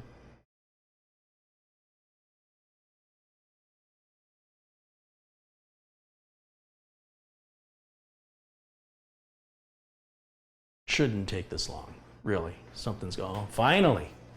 Finally. Oh my gosh. I gotta get a Coke. Getting thirsty waiting for this thing to load. Look, there's still no desktop, ladies and gentlemen. We're still waiting. We are still waiting. I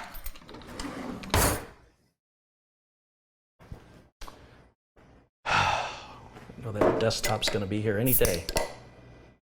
Any day now.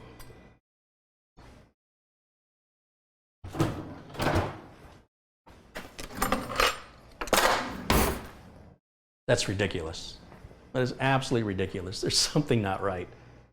Maybe this hard drive is just on its way out. Oh, here we go. Now we got the desktop. Did anybody have any idea how long that took? Anybody? Bueller?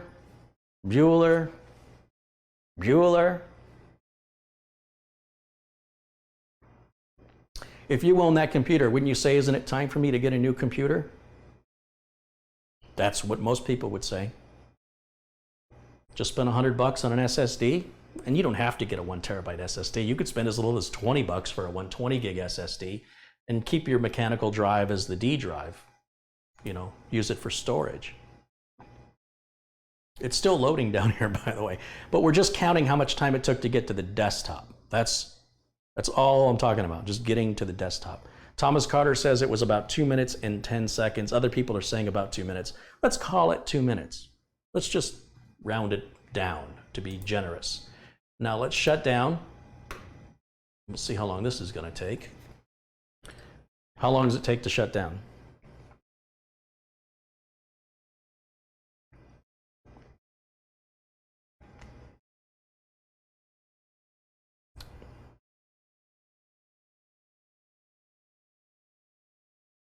We've got some language being used in the chat. Please don't use that kind of language. It's not necessary.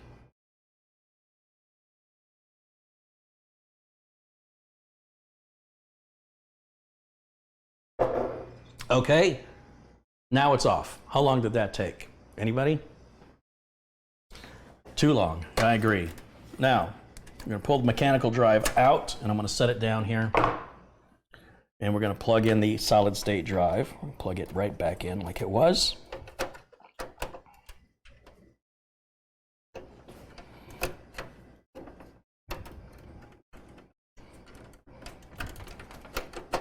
There we go, turn it back on.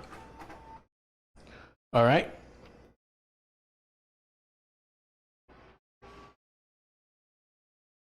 Start your clocks.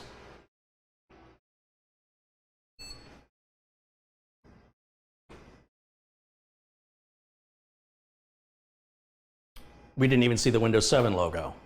I mean, the thing came across like it was going to load, and we're already at the desktop. Do I have to say anything else?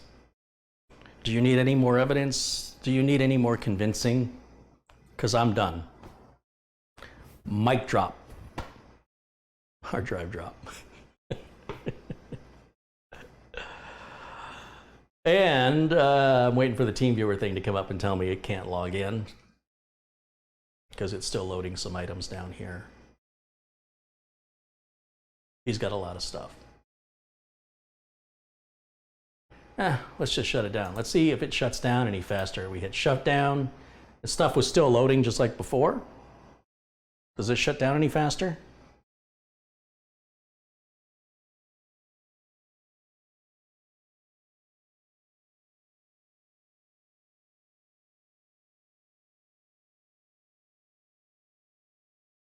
Yeah, computers don't like it when you shut them down when they haven't finished starting. It's not shutting down any faster, but it's definitely booting up a lot faster. So we went from 2 minutes, there it shut off.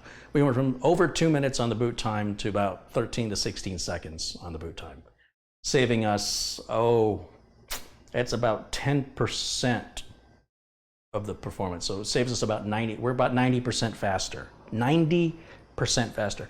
But you think about it, if the hard drive on Crystal Diskmark was at 160 megabytes per second on sequential reads and we went to 540, well, traveling at 160 miles an hour might sound fast unless you're racing against somebody driving 540 miles an hour. Suddenly, you're not in the race anymore, right? It's not even close. That wraps up that repair. It's done and ready to be redelivered to the customer. And maybe I'll get on the horn and see if I can do that later today and at least get the system out. I've got so many computers in here, it is not funny.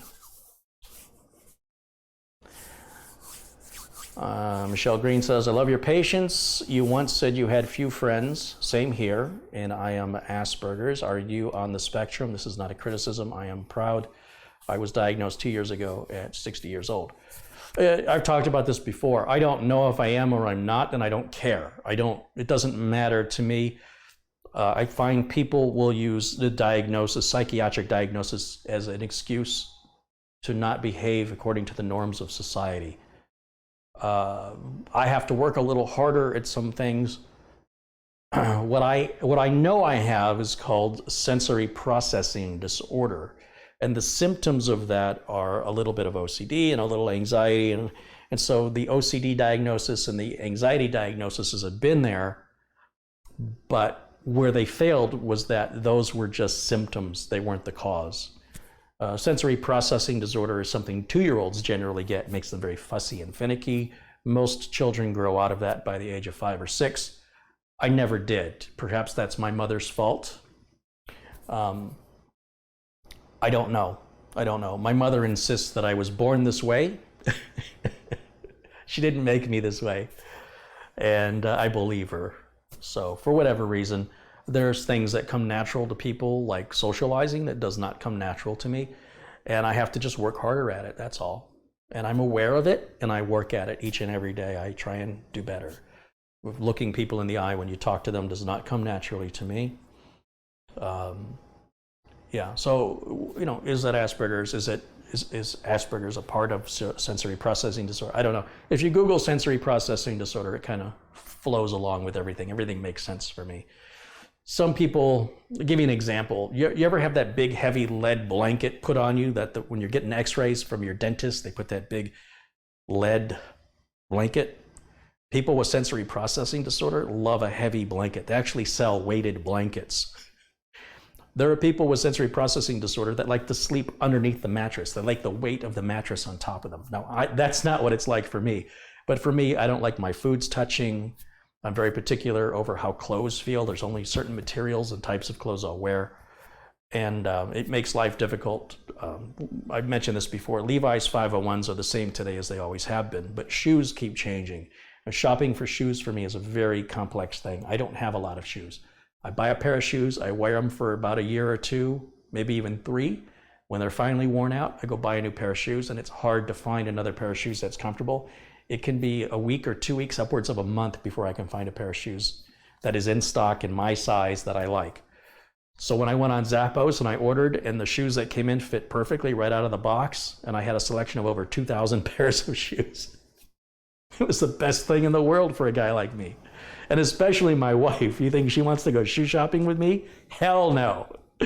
So yeah, I don't care about diagnoses. You just work harder to do whatever you have to do to participate in society and stop looking for any excuses. And the same for people who join Mensa. What kind of a person takes a test to see if they're smarter than the average person? What's going on up here that you think that's worth your time? What are you looking for? Proving you're superior because you've always felt that way and now you've got a piece of paper that proves it? I think anybody that even takes the test, let alone belongs to that group, has serious psychological problems. It's amazing to me how the smartest people can also be the dumbest people. So I have no interest in that. Robert says he's a victim of misdiagnosis. Yeah, well, you know, like I said, I was diagnosed with anxiety and OCD, and all the medications made me worse. None of those medications helped. So by doing my own research and finally discovering SPD, which wasn't even acknowledged until a few years ago, and to this day, some psychiatrists and psychologists don't even know about it. That's a relatively recent diagnosis, but it's been around for many years, and it's glad to finally pin a name on it, right? Instead of just going, oh, he's weird. He's just weird. I've learned to embrace weird. Weird is good. Weird is what people remember you for. When you're like everybody else, you're forgettable. Embrace your differences, even if those differences are considered diagnoses. They may actually be that you're more evolved than other people. It's quite possible people with Asperger's in particular are just more highly evolved. It's not a disease. It's not a disorder. It's different. And different doesn't mean bad.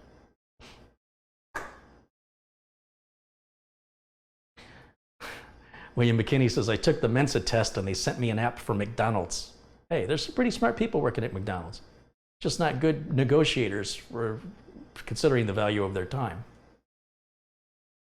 Lance says, I was diagnosed with anxiety disorder and the meds were horrible. Yeah, sometimes the medication's worse than the disease, right? Robert Clary says, I have OCD and use Effexor, which works for me, but everyone's different. I don't know what Effexor is. Is that a medication? Or is it like a button you hit that shocks the hell out of you? I'm better.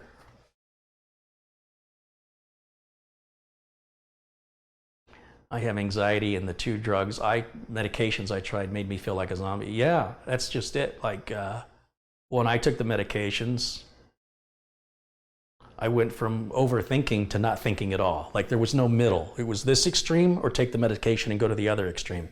And the other extreme, I wanted to sleep all the time. Nothing mattered. I didn't want to even bother to get out of bed because what's the point? Nothing's important. And I thought, well, gosh, that pendulum just swung completely in the other direction. I need it to be in the middle. As far as I know, they don't. Some people with medication, that pendulum can hit the middle. For me, it just doesn't. But I think it's the wrong medication. And when I looked up how do I get over SPD at the age of 50, well, actually I did this when I was in my 40s. He said if you're already that old, you've learned to live with it, and you're just not going to cure it. You've learned how to live with it, and it would be profoundly difficult for you to change at this point in your life. Probably not worth it, because clearly you've been able to work around it. So just continue what you're doing, which was a little disappointing. But, you know, I don't like being a fussy eater. It's embarrassing. I avoid a lot of social situations that involve food because it draws attention, unwanted attention, about how empty my plate is. Why aren't you eating? Don't you like it? People start getting offended. I was dating this girl, and I went to visit her parents in New York with her, and I was so excited to eat off those carts. You know, the street carts with the hot dogs and the hot pretzels and hot nuts, and I was like, oh my God, this is so amazing, you know? And her mother, I know it's a Jewish holiday, and her mother cooked this traditional Jewish food, which I was raised Jewish. I didn't like the food then. I don't like it now. So the mother is setting dinner after we got home from spending a day in New York City. And my girlfriend at the time says, don't make a plate for Carrie. And the mother says, why? Well, he already ate. And he's a really fussy eater, so he just already ate. The mother says, what did he eat? And she says, well, he ate a pretzel off the cart, and he ate a hot dog off the cart, and he had you know, and the mother went, he'll eat that crap out of a cart, but he won't eat my cooking? Like, she got really pissed off. How do you think that makes me feel? It's not a choice. I can't. I can't. Surprisingly, me and that girl aren't together anymore. Wonder why that didn't work out.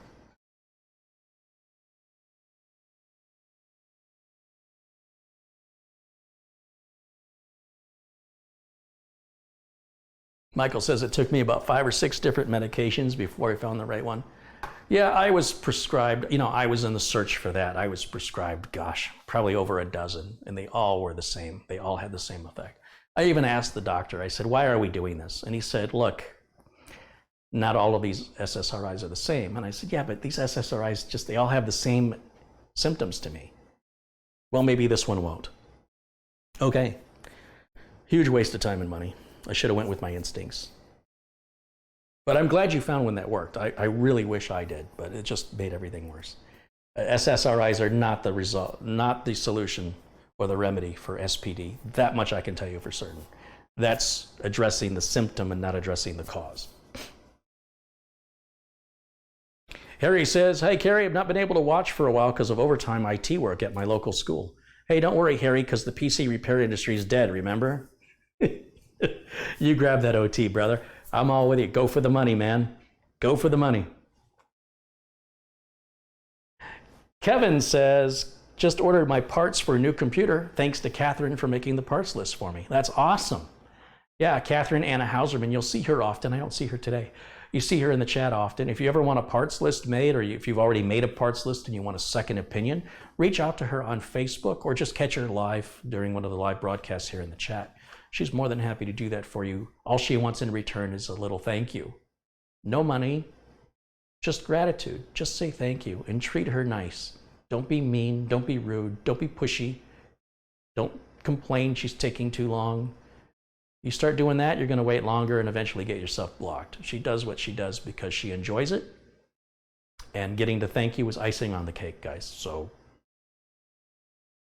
definitely, it's a great resource. People like Catherine are rare in this world. Please don't abuse her. And I will tell you, the parts list that she puts together are essentially the same as the parts list I put together, and oftentimes better. Like, she'll do the research on memory compatibility. I don't. I just go, that should work, it's fine. She'll actually go, yeah, other memory might work, but this is on the QVL list for that motherboard, so I know for a fact it'll work. She does. I wouldn't do that. It takes too much time and research.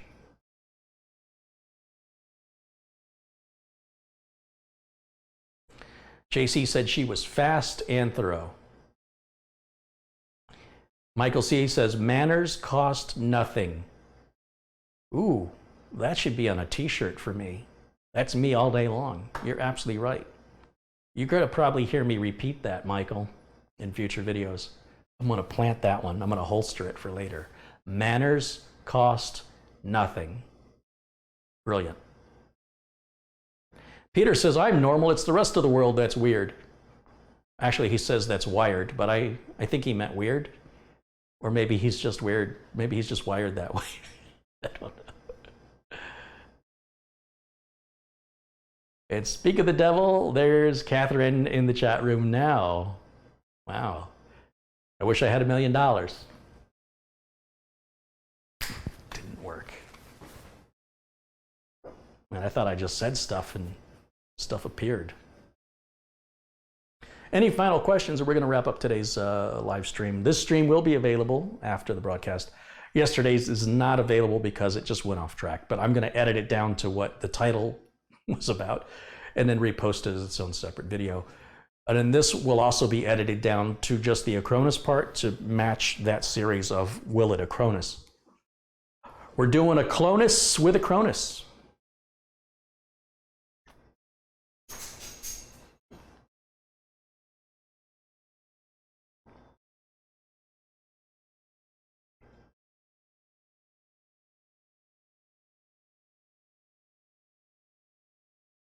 Hey, Catherine, I haven't seen anything from you on the update on the charity builds. Wink, wink, nudge, nudge. Anytime you find some time to update that, just you know how to reach me.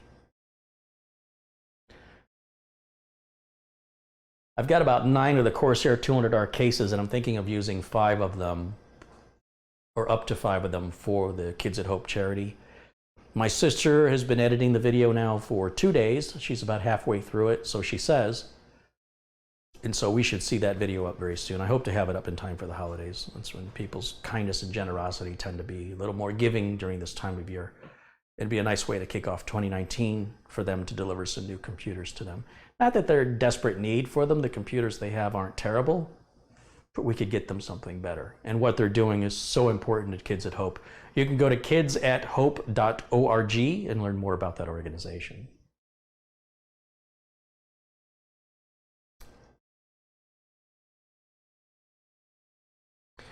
Did Silverstone reach out to you about the charity builds? Yes, Silverstone said they'd be willing to send 5 cases. You know, as generous as that offer is, I think I'd like to use the 200R cases that I have, so I know what I'm giving the charity. I know, you know, I'm familiar with the cases as far as what they can upgrade and if they have any problems, because I'm going to be the one, more than likely, they're going to call if they have any problems or want to do any upgrades. And because I have 9 or 10 of these 200Rs, I just want to get rid of them, honestly. I've got a few spares to need, you know, to use for some clients. And when they're gone, at that point, it'll be time for me to find a replacement for the 200R. So that'll be well into the first quarter or the second quarter of 2019 before I'll get rid of the 200Rs I've got. I'm just kind of looking for an excuse to get rid of them at this point because they're taking up room in the house and my wife's not too happy about that. If I had a bigger house or I had a warehouse, I would store them until I needed them. Now I've just bought them while I had an opportunity, and now I'm looking to get rid of them as quickly as possible. Russell Reynolds has contributed $20. Hey, Russell, thank you for that. I want to remind everybody that you know, contributions of $20 or more, I'm happy to send you an aluminum engraved case badge. Makes your computer go up to 20% faster, and that is absolutely not true. But it looks good. That much I can assure you. And when you contribute through the Super Chat, I don't get any receipt. I don't know anything about you, so you'll have to reach out to me personally. Let me know that you've contributed through the Super Chat. You can reach out to me through my email address, which you can find at tech-vets.com, or just email me, carrie@tech-vets.com. You can leave a comment in any of the videos, not in the chat, but in the comment section after videos are... You can't leave comments on live videos, you can only have chat on live videos. Or you can reach out to me on Facebook, friend me first, and then we can talk there as well. So lots of ways to reach out to me. I'd love to send you a case badge.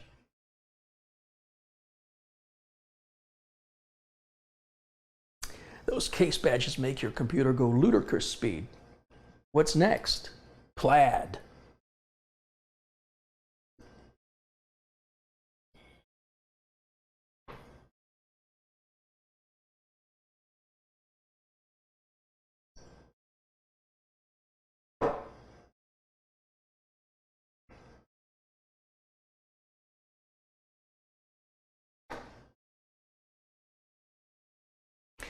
Read something in the news today I wanted to share with you, and now I can't remember. Getting old, man. Can't remember nothing.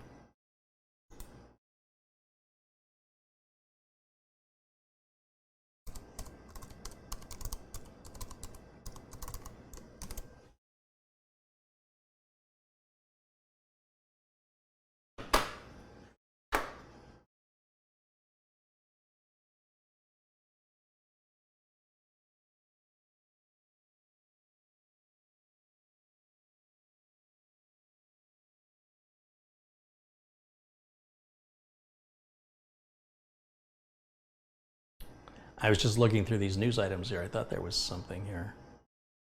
There was a fake Elon Musk Twitter Bitcoin scam that earned $180,000 in one day. AOL email has been down for the past 2 hours. Who cares? Microsoft, here's some interesting news. Microsoft is porting the sysinternals tools to Linux. Who would have saw that coming? Flaws in popular SSD drives bypass hardware disk encryption. Yeah, those flaws are a little exaggerated. You'd have to have the drive and be able to change the firmware on it or solder some stuff onto the board. It's not going to happen remotely through software virus or anything like that, but it can be done. Chrome version 7.1 will block all ads on abusive sites in December. If you want to see the news items I'm talking about, go to bleepingcomputer.com and click on the news tab. bleepingcomputer.com.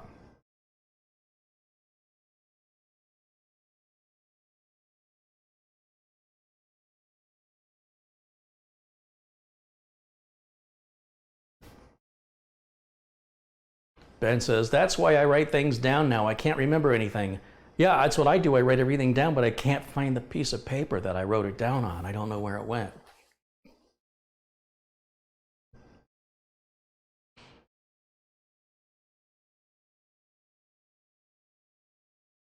Patrick says, Carrie, after the charity, maybe do a crowdfunded build, plaid shag computer build with lava lights. Yeah, let's not. Ooh, getting a little frame rate issue there on the YouTube feed. Matthew Barnes has contributed £2. He says, I loved today's stream as always. Hey, Matthew, thank you so much. I'll never get enough of the kind words, and the donations are always sort of, they're appreciated, but they really mean a lot when you add a compliment to it. It assures me that you're not just, it assures me you mean what you say when you're willing to put your money where your mouth is. So thank you very much for that. I know you're not just being polite. You're also generous.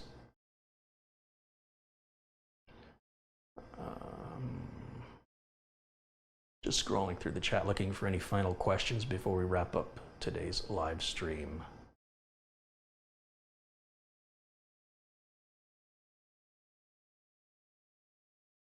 Jesse Kirk has provided the link to Bleeping Computer. Thank you, Jesse, for doing that. GTIM says, hi, Carrie from Latvia. Hi, GTIM, welcome in. I showed you those flash drives that they're made from old vacuum tubes that I buy off Amazon. Those come from Latvia. If you type in steampunk flash drive in Amazon search, you'll find them, and they're expensive, but they're really neat. I dropped one on my tile floor and the tube shattered. The flash drive still worked, but it cut you up pretty bad, so I had to throw it away. But I've given many of them out to friends. They cherished them. They're like, wow, that's really cool. Any friends that are into steampunk, it's a really cool, unique Christmas present to consider for somebody who's a techie, but also somebody who perhaps isn't, who treats their stuff well, because it is made of glass, and if you drop it, it will break. I'll see if I can get you a link to that. Let me go to Amazon and look them up. They're really cool. Basically, they're quality SanDisk flash drive guts that they put into an old Russian vacuum tube.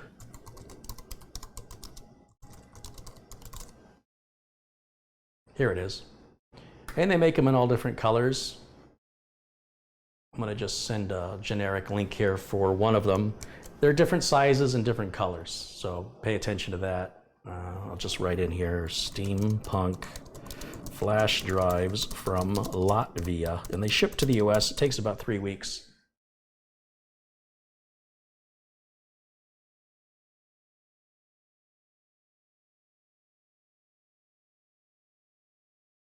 They have some pretty unique flash drives as well besides those. And remember, the LED colors are different there. You can get purple and green and orange.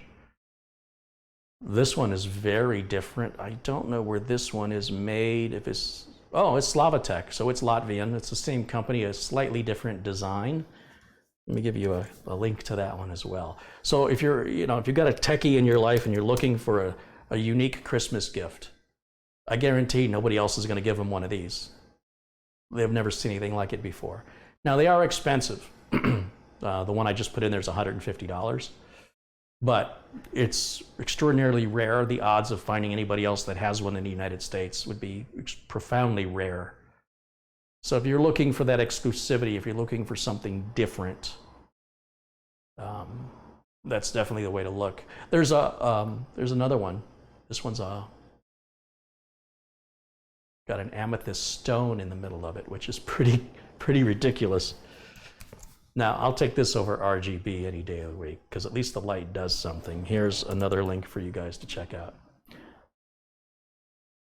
Smokey has contributed $5 Australian dollars. He says, sorry about being anti-PC on your channel. It's just who I am with YouTube cracking down on chats. I'll be more sensitive with what I say.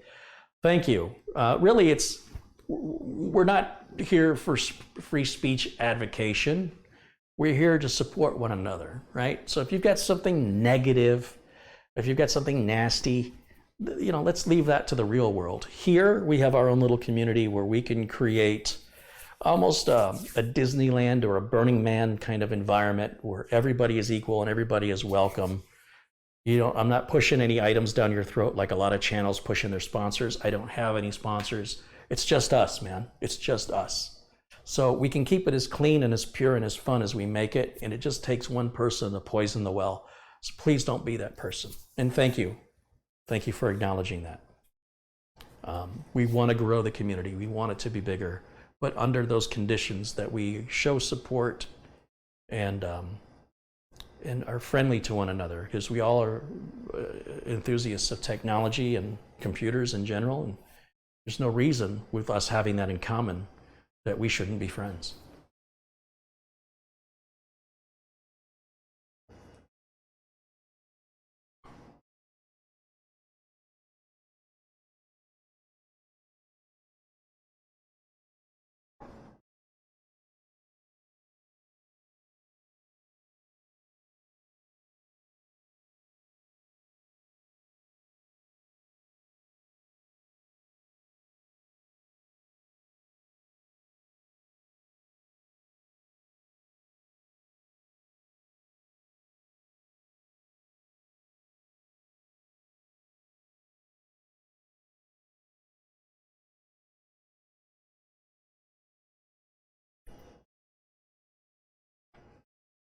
Peter Rayner says, hello.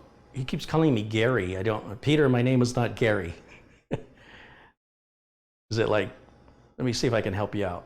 You ever heard of an actor called Drew Carey, or a singer named Mariah Carey, or an actor named Cary Grant? Carey, like I care. I thought it was a typo the first 10 times he did it. No, it's serious. Maybe I should just call Peter Meter. Hey, Meter. Hello, Carrie. I have a Guestin 3 computer. I don't know what that means. Rebuilt into another case. Also, my computer's in a Corsair Carbide Series 200 RPC case and now has everything in place. Good job, Peter. I really want that miniature Galaga arcade machine. That's another cool Christmas gift. I know I put a link to that before. Let me put a link to it again. And there's not just Galaga. They have about 5 games, I think. Let's see, Galaga Mini Arcade. Yeah, there it is right there. And we'll just put a link to that in the chat as well for you guys.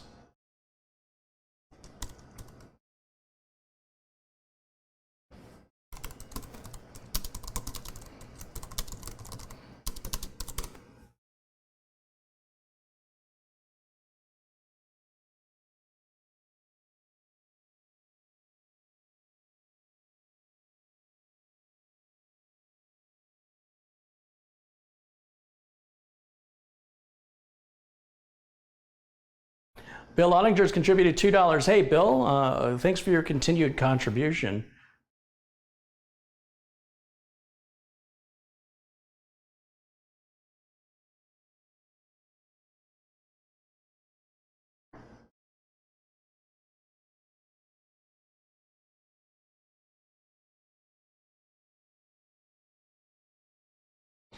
Tom Scott says, Carrie, here in Central Florida, we all love your channel and you.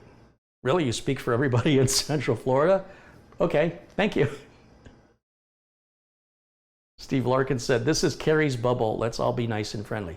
It really should be our bubble, not mine. It should be all of ours, right? We should all want the same thing. Why would anybody want to argue and fight and challenge other people? People usually do that because they feel they have to. You don't have to do that here. In fact, if you do, you'll probably be asked to stop or be banned. It's very contagious and infectious. It's a highly infectious disease. So we want to keep that out of here. But we want this to be a bubble for everybody. Everybody.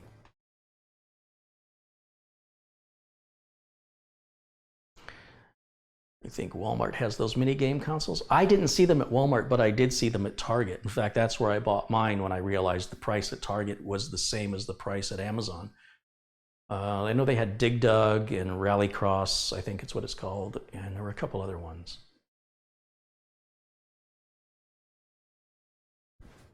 Walmart might have it as well, but I know Target has it because that's where I bought mine. William Bailey says, hope you're having a fabulous day, Mr. Holzman. Hey, Bill, how's that computer working? Bill's the guy who, remember I built that MSI system, or the system with the MSI motherboard? Remember that? Bill's the man who bought it. So how's that working, Bill? Do you regret buying it? I hope he says no.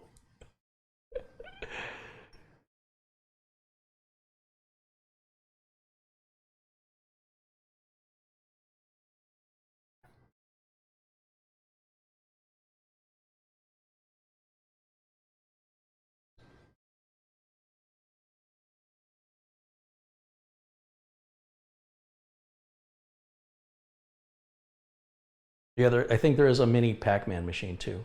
Magni Johansson's contributed today again. He says, well, he's contributed again today. He says, there's 100 Norwegian krona. Hi, are you going to release this video on YouTube? Yes, I am. I just came in. I want to watch the whole thing. Well, you can rewind it right now.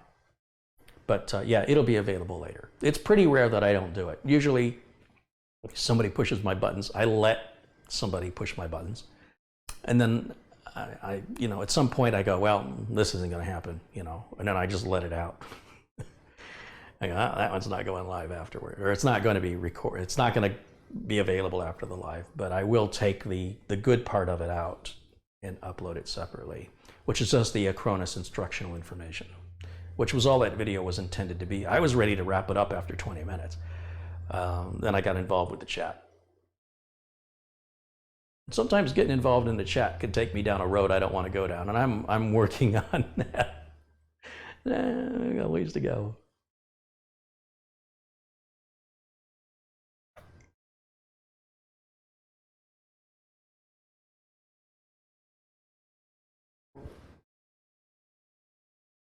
When is your next drunk tech support? I don't know. I probably do that about every 6 months or so on average.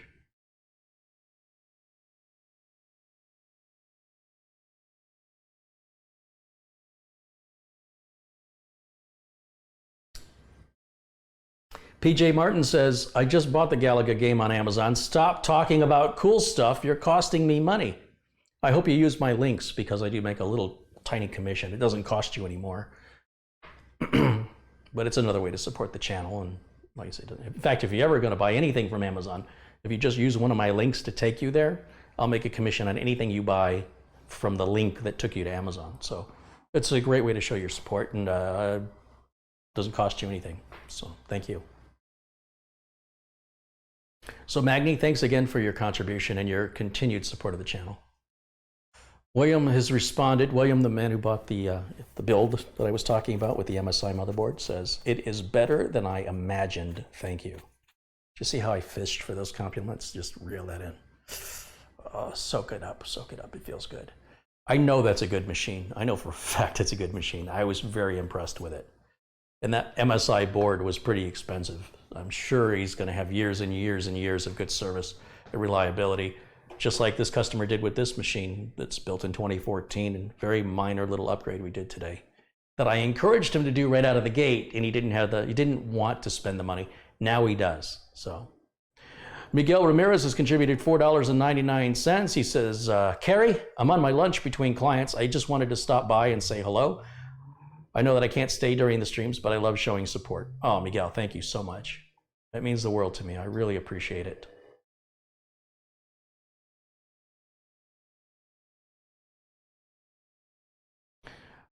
Do I have an Amazon Canada link? No, I don't have any affiliate links outside of the US. I intend to get them. It's probably a mission I'll put my sister on to let her do that administrative stuff. So it's hopefully coming. I don't know that I'll get it done in time. And Peter says, okay, Gary, I'll send you a photo from my computer. Why, Peter, why do you keep calling me Gary? I don't understand. The G and the C aren't even close to each other.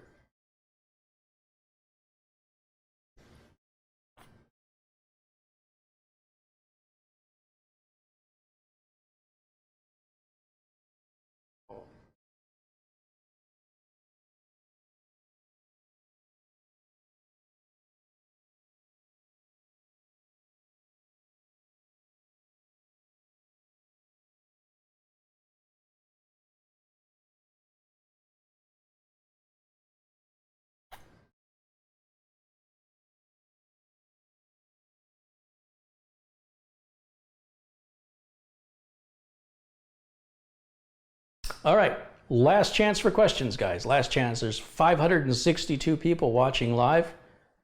If you have questions, ask now, or if there's no questions, we're going to wrap it up and say goodbye.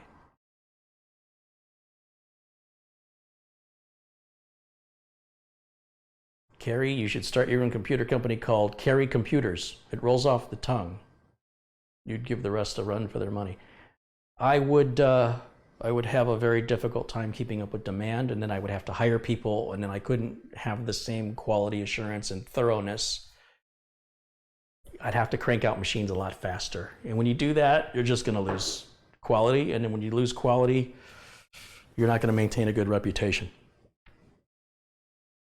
So I enjoy building the computers, but I wouldn't want to get so inundated with builds that I didn't do any repairs, or I didn't do any testing of, showing how to use a Cronus, or, measuring performance tests from one piece of hardware to another, which one's the better value, measuring cooling performance, which one's the better value, things of that nature. So try to find a balance of doing a little bit of everything is what I'm trying to do. Sometimes you fall into a career. Sometimes, if orders start coming in for computers, I won't have a choice, right? Before you know it, I'll be a computer builder primarily, whether I like it or not. If you're in business, you go where the money is. And if customers are demanding you do a certain thing, then it turns out that's what you end up doing for a career. That's happened to me. I'm sure it's happened to a lot of people in business. You start out with one intention, your customer leads you in another direction, you just go with it, because you make a lot more money and you have a lot steadier work. Those two things generally go together. Daryl says, have a good night.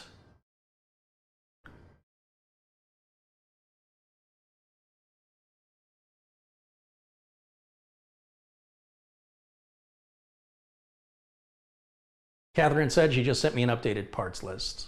Let's take a look at it right now. Assuming she sent it to me on Bookface. Yeah, I said that on purpose that way. No, I don't see it in Bookface. She must have sent it to my personal email.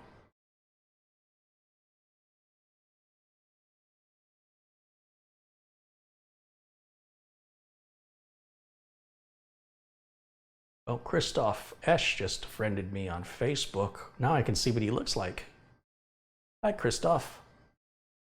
Oh, it's all in German. I can't read any of it. Okay. I think Facebook only allows you to have 5,000 friends. I think I have 4,700. So if you want to friend me on Facebook, I'd say do it now while you can get a chance. once I hit that 5,000 mark. I might have to create another fan page. I'll have my sister moderate it and control it. Again, she's going to do a lot of the so much administrative work. And I just want to focus on creating content.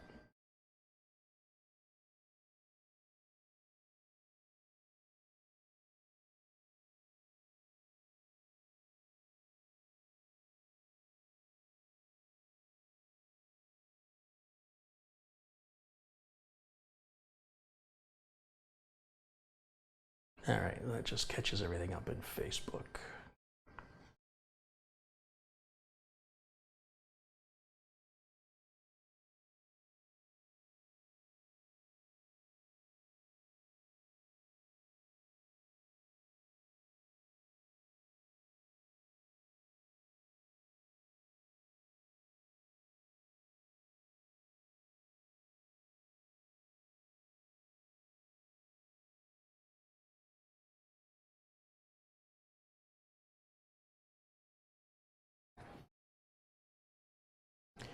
Carrie, I am unable to associate a file with a program. I'd have to know what file association extension you're trying to associate with which program and what operating system.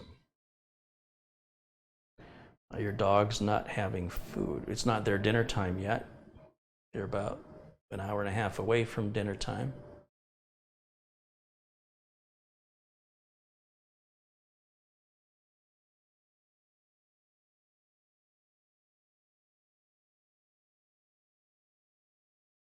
When is Windows 11 coming out? There is never going to be a Windows 11, according to what Microsoft said.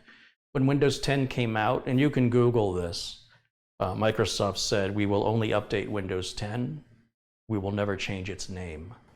So internally they have names, Redstone, but it is always going to be Windows 10 into the foreseeable future until Microsoft marketing pulls their head out of their butt.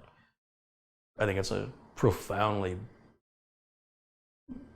bad mistake to confuse the public, because there are currently five different versions of Windows 10. So as a tech, if you call me with a problem and I say, what OS do you have? And you say Windows 10, and I say, what version of Windows 10? Oftentimes the response is, huh? Windows 10 is the version. No, it isn't. Windows 10 is the model name. It's not the version. And the model name will stay that way, according to Microsoft, forever. Personally, I don't think they can sustain forever, but they said that back when Windows 10 was released, and they maintain that today.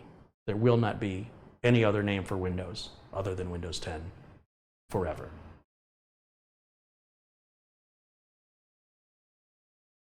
Carrie, can I plug in a second M.2 drive into the empty M.2 slide on the motherboard without a problem or configuring the drive? Well, you'll have to configure the drive. You'll have to partition and format it as you would any new drive, whether it was a mechanical drive, a 2.5-inch drive, or an M.2 drive. But beyond that, make sure you have the system unplugged when you work on it. And then it's very easy to install. It should take all of a couple of minutes. Fire it up, partition and format the drive. It'll assign it the next available drive letter. You can change the drive letter if you don't like it. So if you have a C drive and an optical drive would be D, then the new drive will become E. You could change that. I like to keep the optical drive the last letter, right? And you can reverse that if you want to. It works the same either way. But yeah, it's really that simple.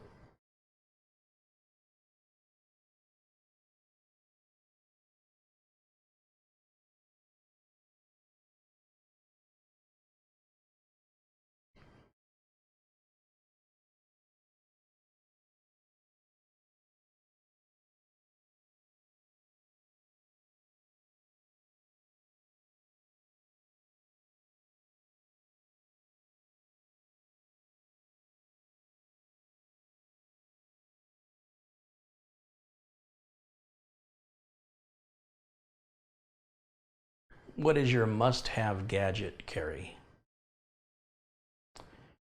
You know, the gadgets you see me use regularly, my cordless driver, my flip-out box cutter, the flash drives I regularly use.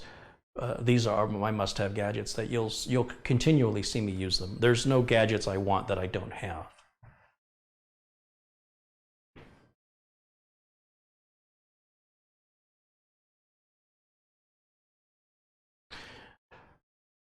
Then our Lego says was having a bad day, but this has cheered me up. Thanks, Carrie. Nice. Glad to hear that. Do you have any CompTIA certifications? Yes.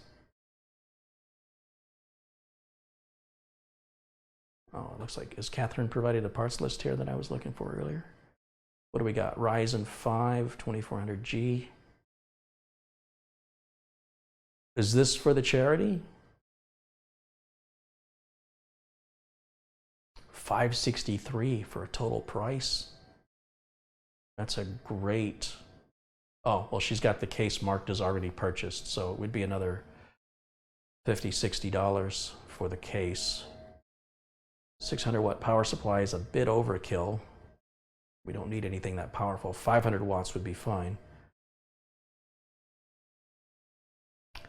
Catherine, what if we try doing something like this with an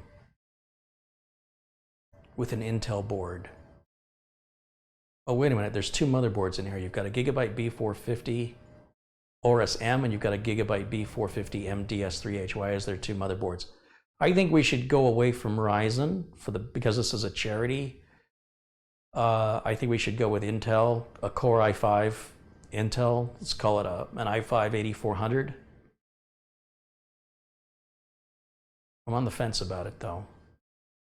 I mean, Ryzen would probably be okay for them. I'm having some driver concerns, but I think they'll be okay. And I don't want to use any 2.5-inch solid state drives anymore. I much prefer to use M.2 SATA drives because they basically cost the same and there's no cabling. It's a cleaner install, it's faster, and it's easier to maintain. So if you keep that in mind, Catherine, I don't want to use any more 2.5-inch solid state drives on new builds. I'll use them on upgrades, but not on new builds. On new builds, M.2 SATA. It's basically the same price. In fact, I would even consider using the Intel drive that I showcased. That's QLC NVMe. That's the same price as a SATA drive, and it's got 33% better performance on read and writes, which doesn't bring it up to NVMe. You know, it's a third of the speed of NVMe, but it's also the same price as SATA with a 33% performance boost. That's the Intel, what is it, the 660p, I think they call it. So I need a motherboard that'll support that.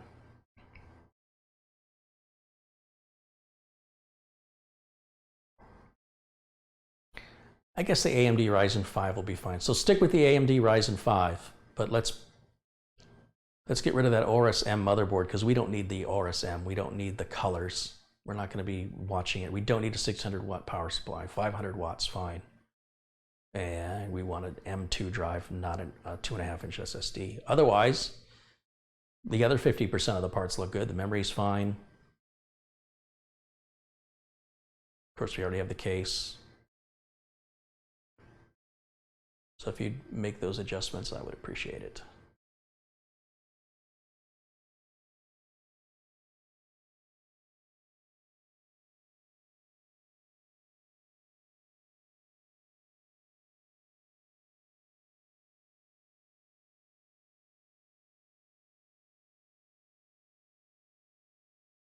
Les Macaulay says hello from Scotland. Cheers, Les.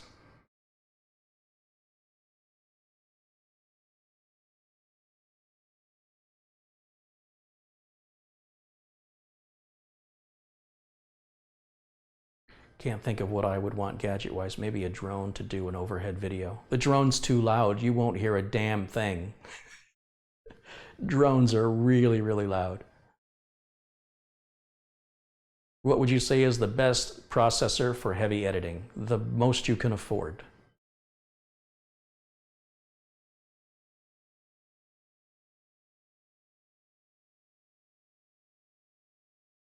Can you suggest the specifications for a 4K editing PC?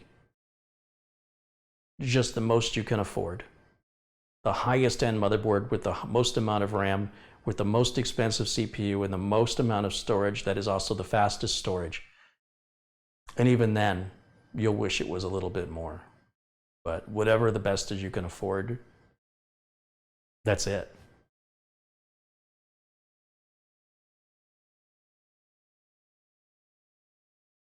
Please explain Optane memory. We've been there and done that. I'm not going to repeat that again. It's really not even worth talking about. Optane was, just to briefly reiterate what I've said in other build videos or live videos, it was promoted as being the next best thing. Unfortunately, all of the marketing materials were only talking about the potential of where Optane could one day be. Currently, it is a stopgap for people who are too cheap or untrustworthy to buy an SSD and foolishly stick with a hard drive, but they want better performance.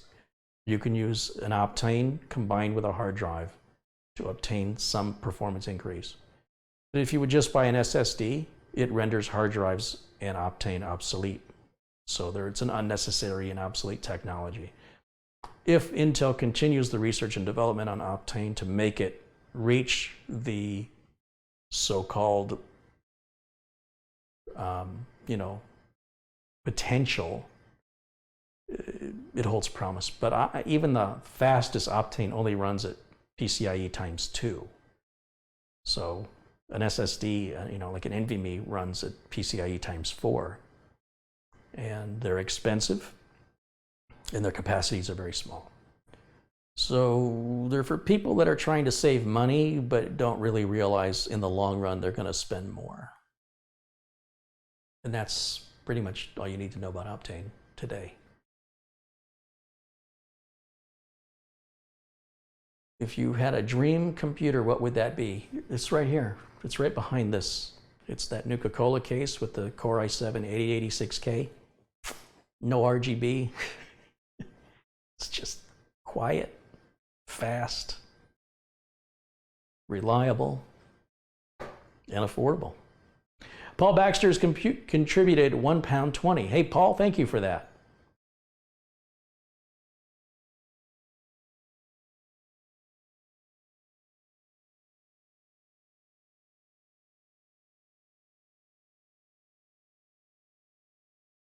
Do you still think we need those 24-pin headers?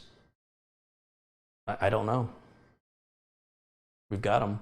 I kind of wouldn't like the idea of having a different standard and now I have to stock 2 different kinds of power supplies. That would suck. The benefit of not moving that technology forward is compatibility with older systems. But, could it be a smaller, easier connector? Probably. But why fix what isn't broken? I've never had one just fall off. They've been the same now for about 20, 25 years, I think. I mean, there were 20-pin connectors way back in the day in the 90s. 91, we were using 20-pin connectors on ATX power supply, AT-style power supplies. And I don't anticipate it's going to change anytime soon. Russell Reynolds says, thank you, Carrie. I'll be in touch soon about the case badge. Great, I look forward to it. Be happy to send one out to you.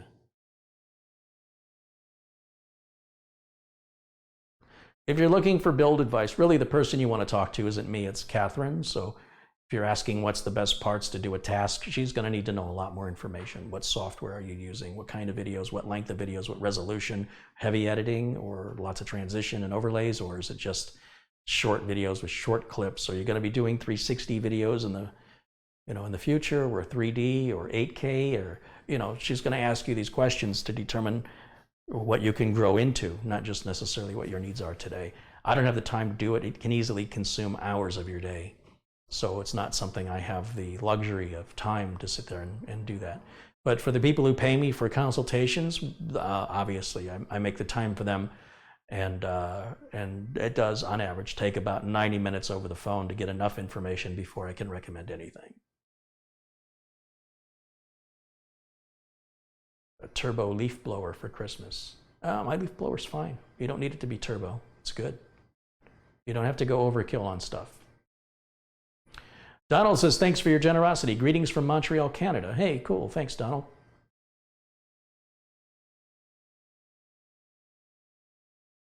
Whatever happened to industry standard architecture? ISA? ISA went away a long time ago. Do you think USB Type-C is going to take off on desktop systems?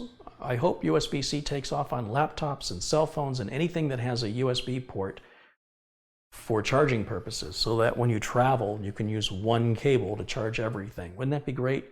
Your electric shaver, your toothbrush, your laptop, your cell phone, all you need is one USB Type-C cable, plug it into a wall adapter, and you can charge all your devices with that one same cable. And you can turn it in either direction, and it'll plug in exactly right either way. The adoption to it has been slow, but it will continue to be adopted. It's not going away. So it's just a matter of time for the other USB to phase out and for other hardware manufacturers to adopt it. I'm sure we'll see more of it in 2019 and 2020.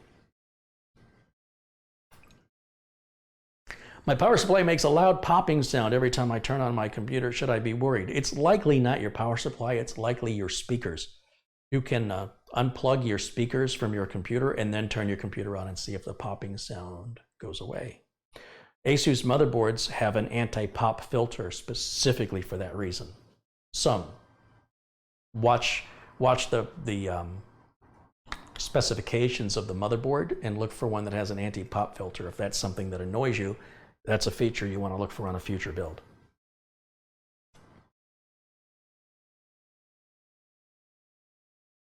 Ash Sky says, greetings from Alaska. I wish we had more IT experts like you up here. I'd love to visit.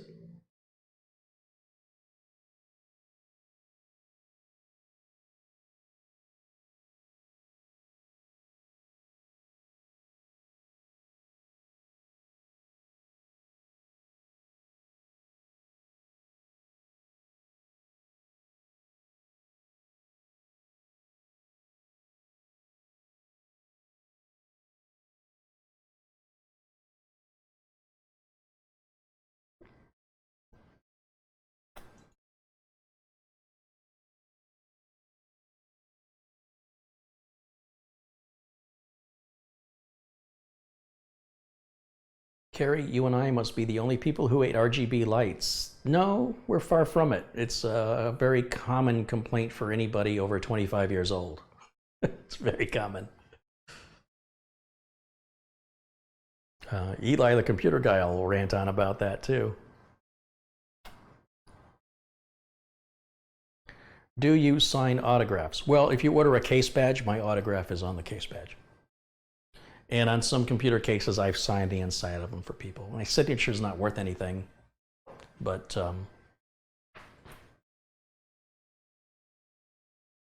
that's how you can get one. IT is in huge demand in Alaska.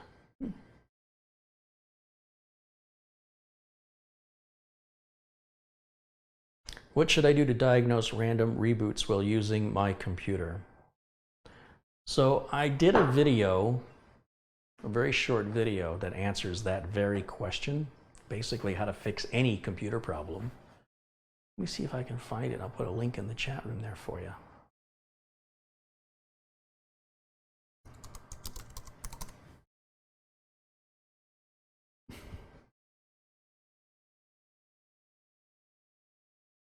There it is.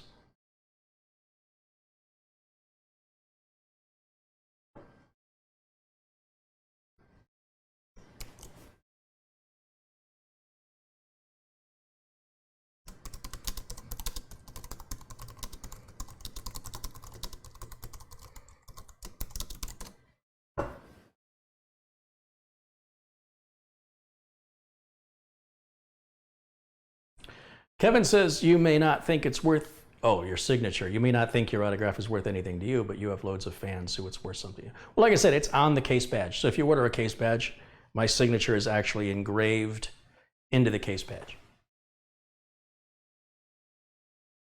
And then I always include a letter that says, dear, whatever your name is, thank you for supporting the channel, and enclosed is your case badge as you requested. And consider sending me a picture of it attached to your case if you want. And then I take a pen and I sign that letter. So that's a real autograph. And they vary. Like if you line those letters up, you'll see the differences. So the case badges, I took the best copy of my signature, the way I like it when I write it well. And that's what's used and engraved in the aluminum plate.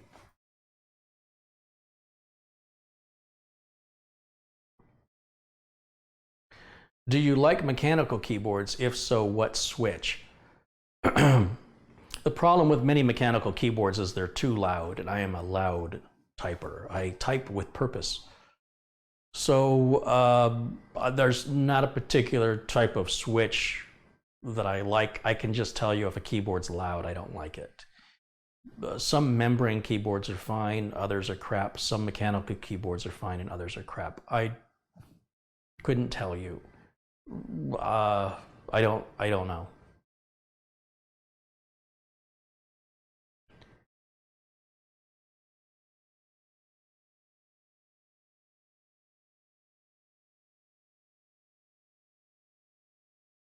Looks like Catherine has updated the parts list. Let's take a look. Okay, Ryzen 5 2400G, Gigabyte B450M, the Team Vulcan 16 gigs of memory, Crucial MX500. Let's get rid of the Crucial. I don't like the Crucial drives. Let's get rid of the Crucial drive. Let's look for that Intel. Let me give you, let's see, maybe I can edit this parts list myself. Add additional storage. We're looking for Intel, I think it's a 660p if I'm not mistaken.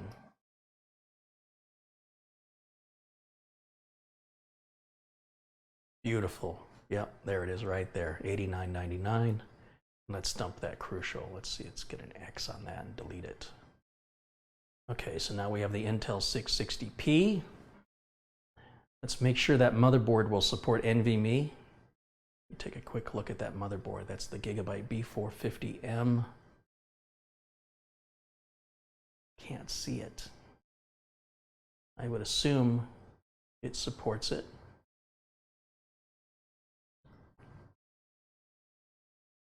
And you switch the power supply to a 500 watt. Very good. It can't be semi-modular. I cannot use a semi-modular power supply. When you deal with businesses, they lose the cables. So I need a fully wired power supply, not semi-modular and not modular. I'm going to remove that from the parts list. So, but you can replace that if you, actually, I can just do it myself. Let's look for a power supply. Choose a power supply. Let's do EVGA, EVGA. And let's find a 500 watt.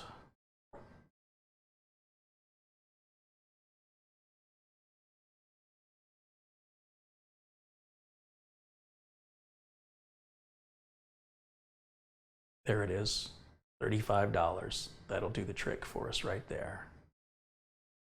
This one's bronze. Let's do the bronze one. It's a little better, $45.88. And that should be fully wired, and it is. And let's save this. How do I save it?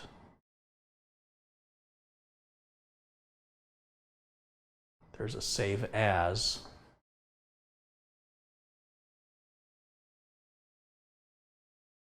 $86 watts of power. Yeah, I think 500 watt power supply ought to cover that. Total is $494.83. Now we're cooking with gas. And let's throw Windows 10 on there for the OS. Choose software. Office, I'm sorry, Microsoft Windows 10 Pro, 64-bit. Doesn't even come up on here. Must not be listed under software. Oh, it's under operating system.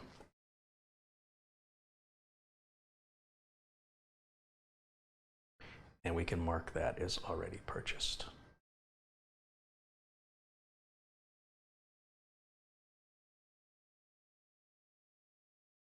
There should be a save button here somewhere. I know it's save as. All right, let's save it. No.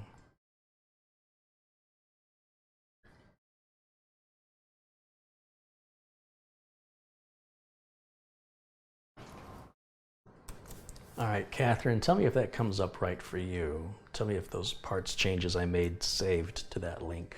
I'm curious.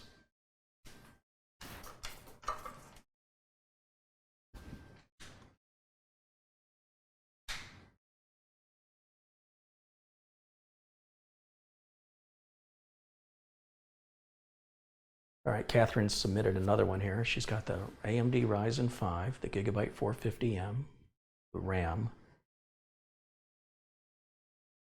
Beautiful. Yeah, just add the Windows 10 Pro and mark it as purchased on there if you would.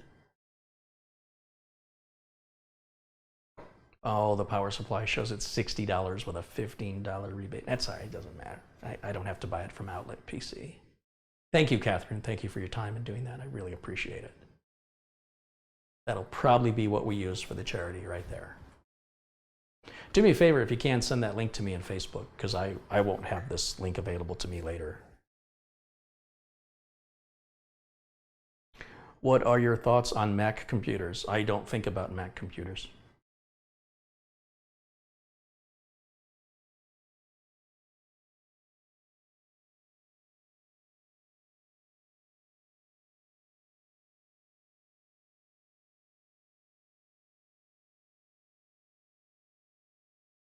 All right, guys, I think that's going to wrap it up for today's stream. Thank you so much for joining me. Thanks for all my folks, all my friends in blue that have been maintaining the chat and keeping the trolls at bay. We had a couple trolls in there today. We'd shut them down real quick. Thank you so much for that. And for all the contributions that came in, once again, we'll give everybody another shout out who did that. Carl Curtin, I didn't even see that one. Carl Curtin has contributed €5. Thank you, Carl. Paul Baxter, £1.20. Miguel Ramirez contributed $4.99. Magni Johansson contributed 100 Norwegian krona. Bill Ottinger contributed $2. Smokey contributed $5 AUD. Matthew Barnes contributed £2. Russell Reynolds contributed $20. Alan Parker contributed $30. PM Crisp contributed £50. Aaron Davenport contributed £2. Christoph Esch, €2. Ralph Weishar, €5. Orlando Brave, $50. Very generous. Virgil Sieber III contributed $5. Jim Miracle contributed $25. Reverend John O'Toole contributed $5. Devinder Babra contributed £5. And Larry Fick contributed $5. That's a lot of contributions today. Thank you guys so much for that generosity. I really appreciate it. And again, all the money goes back into the channel. When you see me posting a picture of myself with my Ferrari, then you'll know something's up. But in the meantime, it really does go into the channel. And thank you so much for joining me today. Thanks for all the questions and participation in the chat. I hope that you found this educational and eye-opening, the difference between a mechanical drive and a solid-state drive, combined with why a Cronus, in my opinion, is worth buying and having if it's a tool you're going to use more than once, or even just to use for backups. Remember, hard drive reliability or solid-state drive reliability is irrelevant. As long as you have a backup, reliability doesn't matter anymore. What you need to worry about is what's your warranty and how friendly and quick and cooperative is the company of the failed part. How are they going to respond? All companies have failed parts. They all don't respond equally, though. So keep that in mind when you're making your purchase. And that's going to wrap it up for today. I think I have a quick tips video coming out a little bit later, so watch for that. In the meantime, I'll see you all again very, very soon. Until then, bye for now.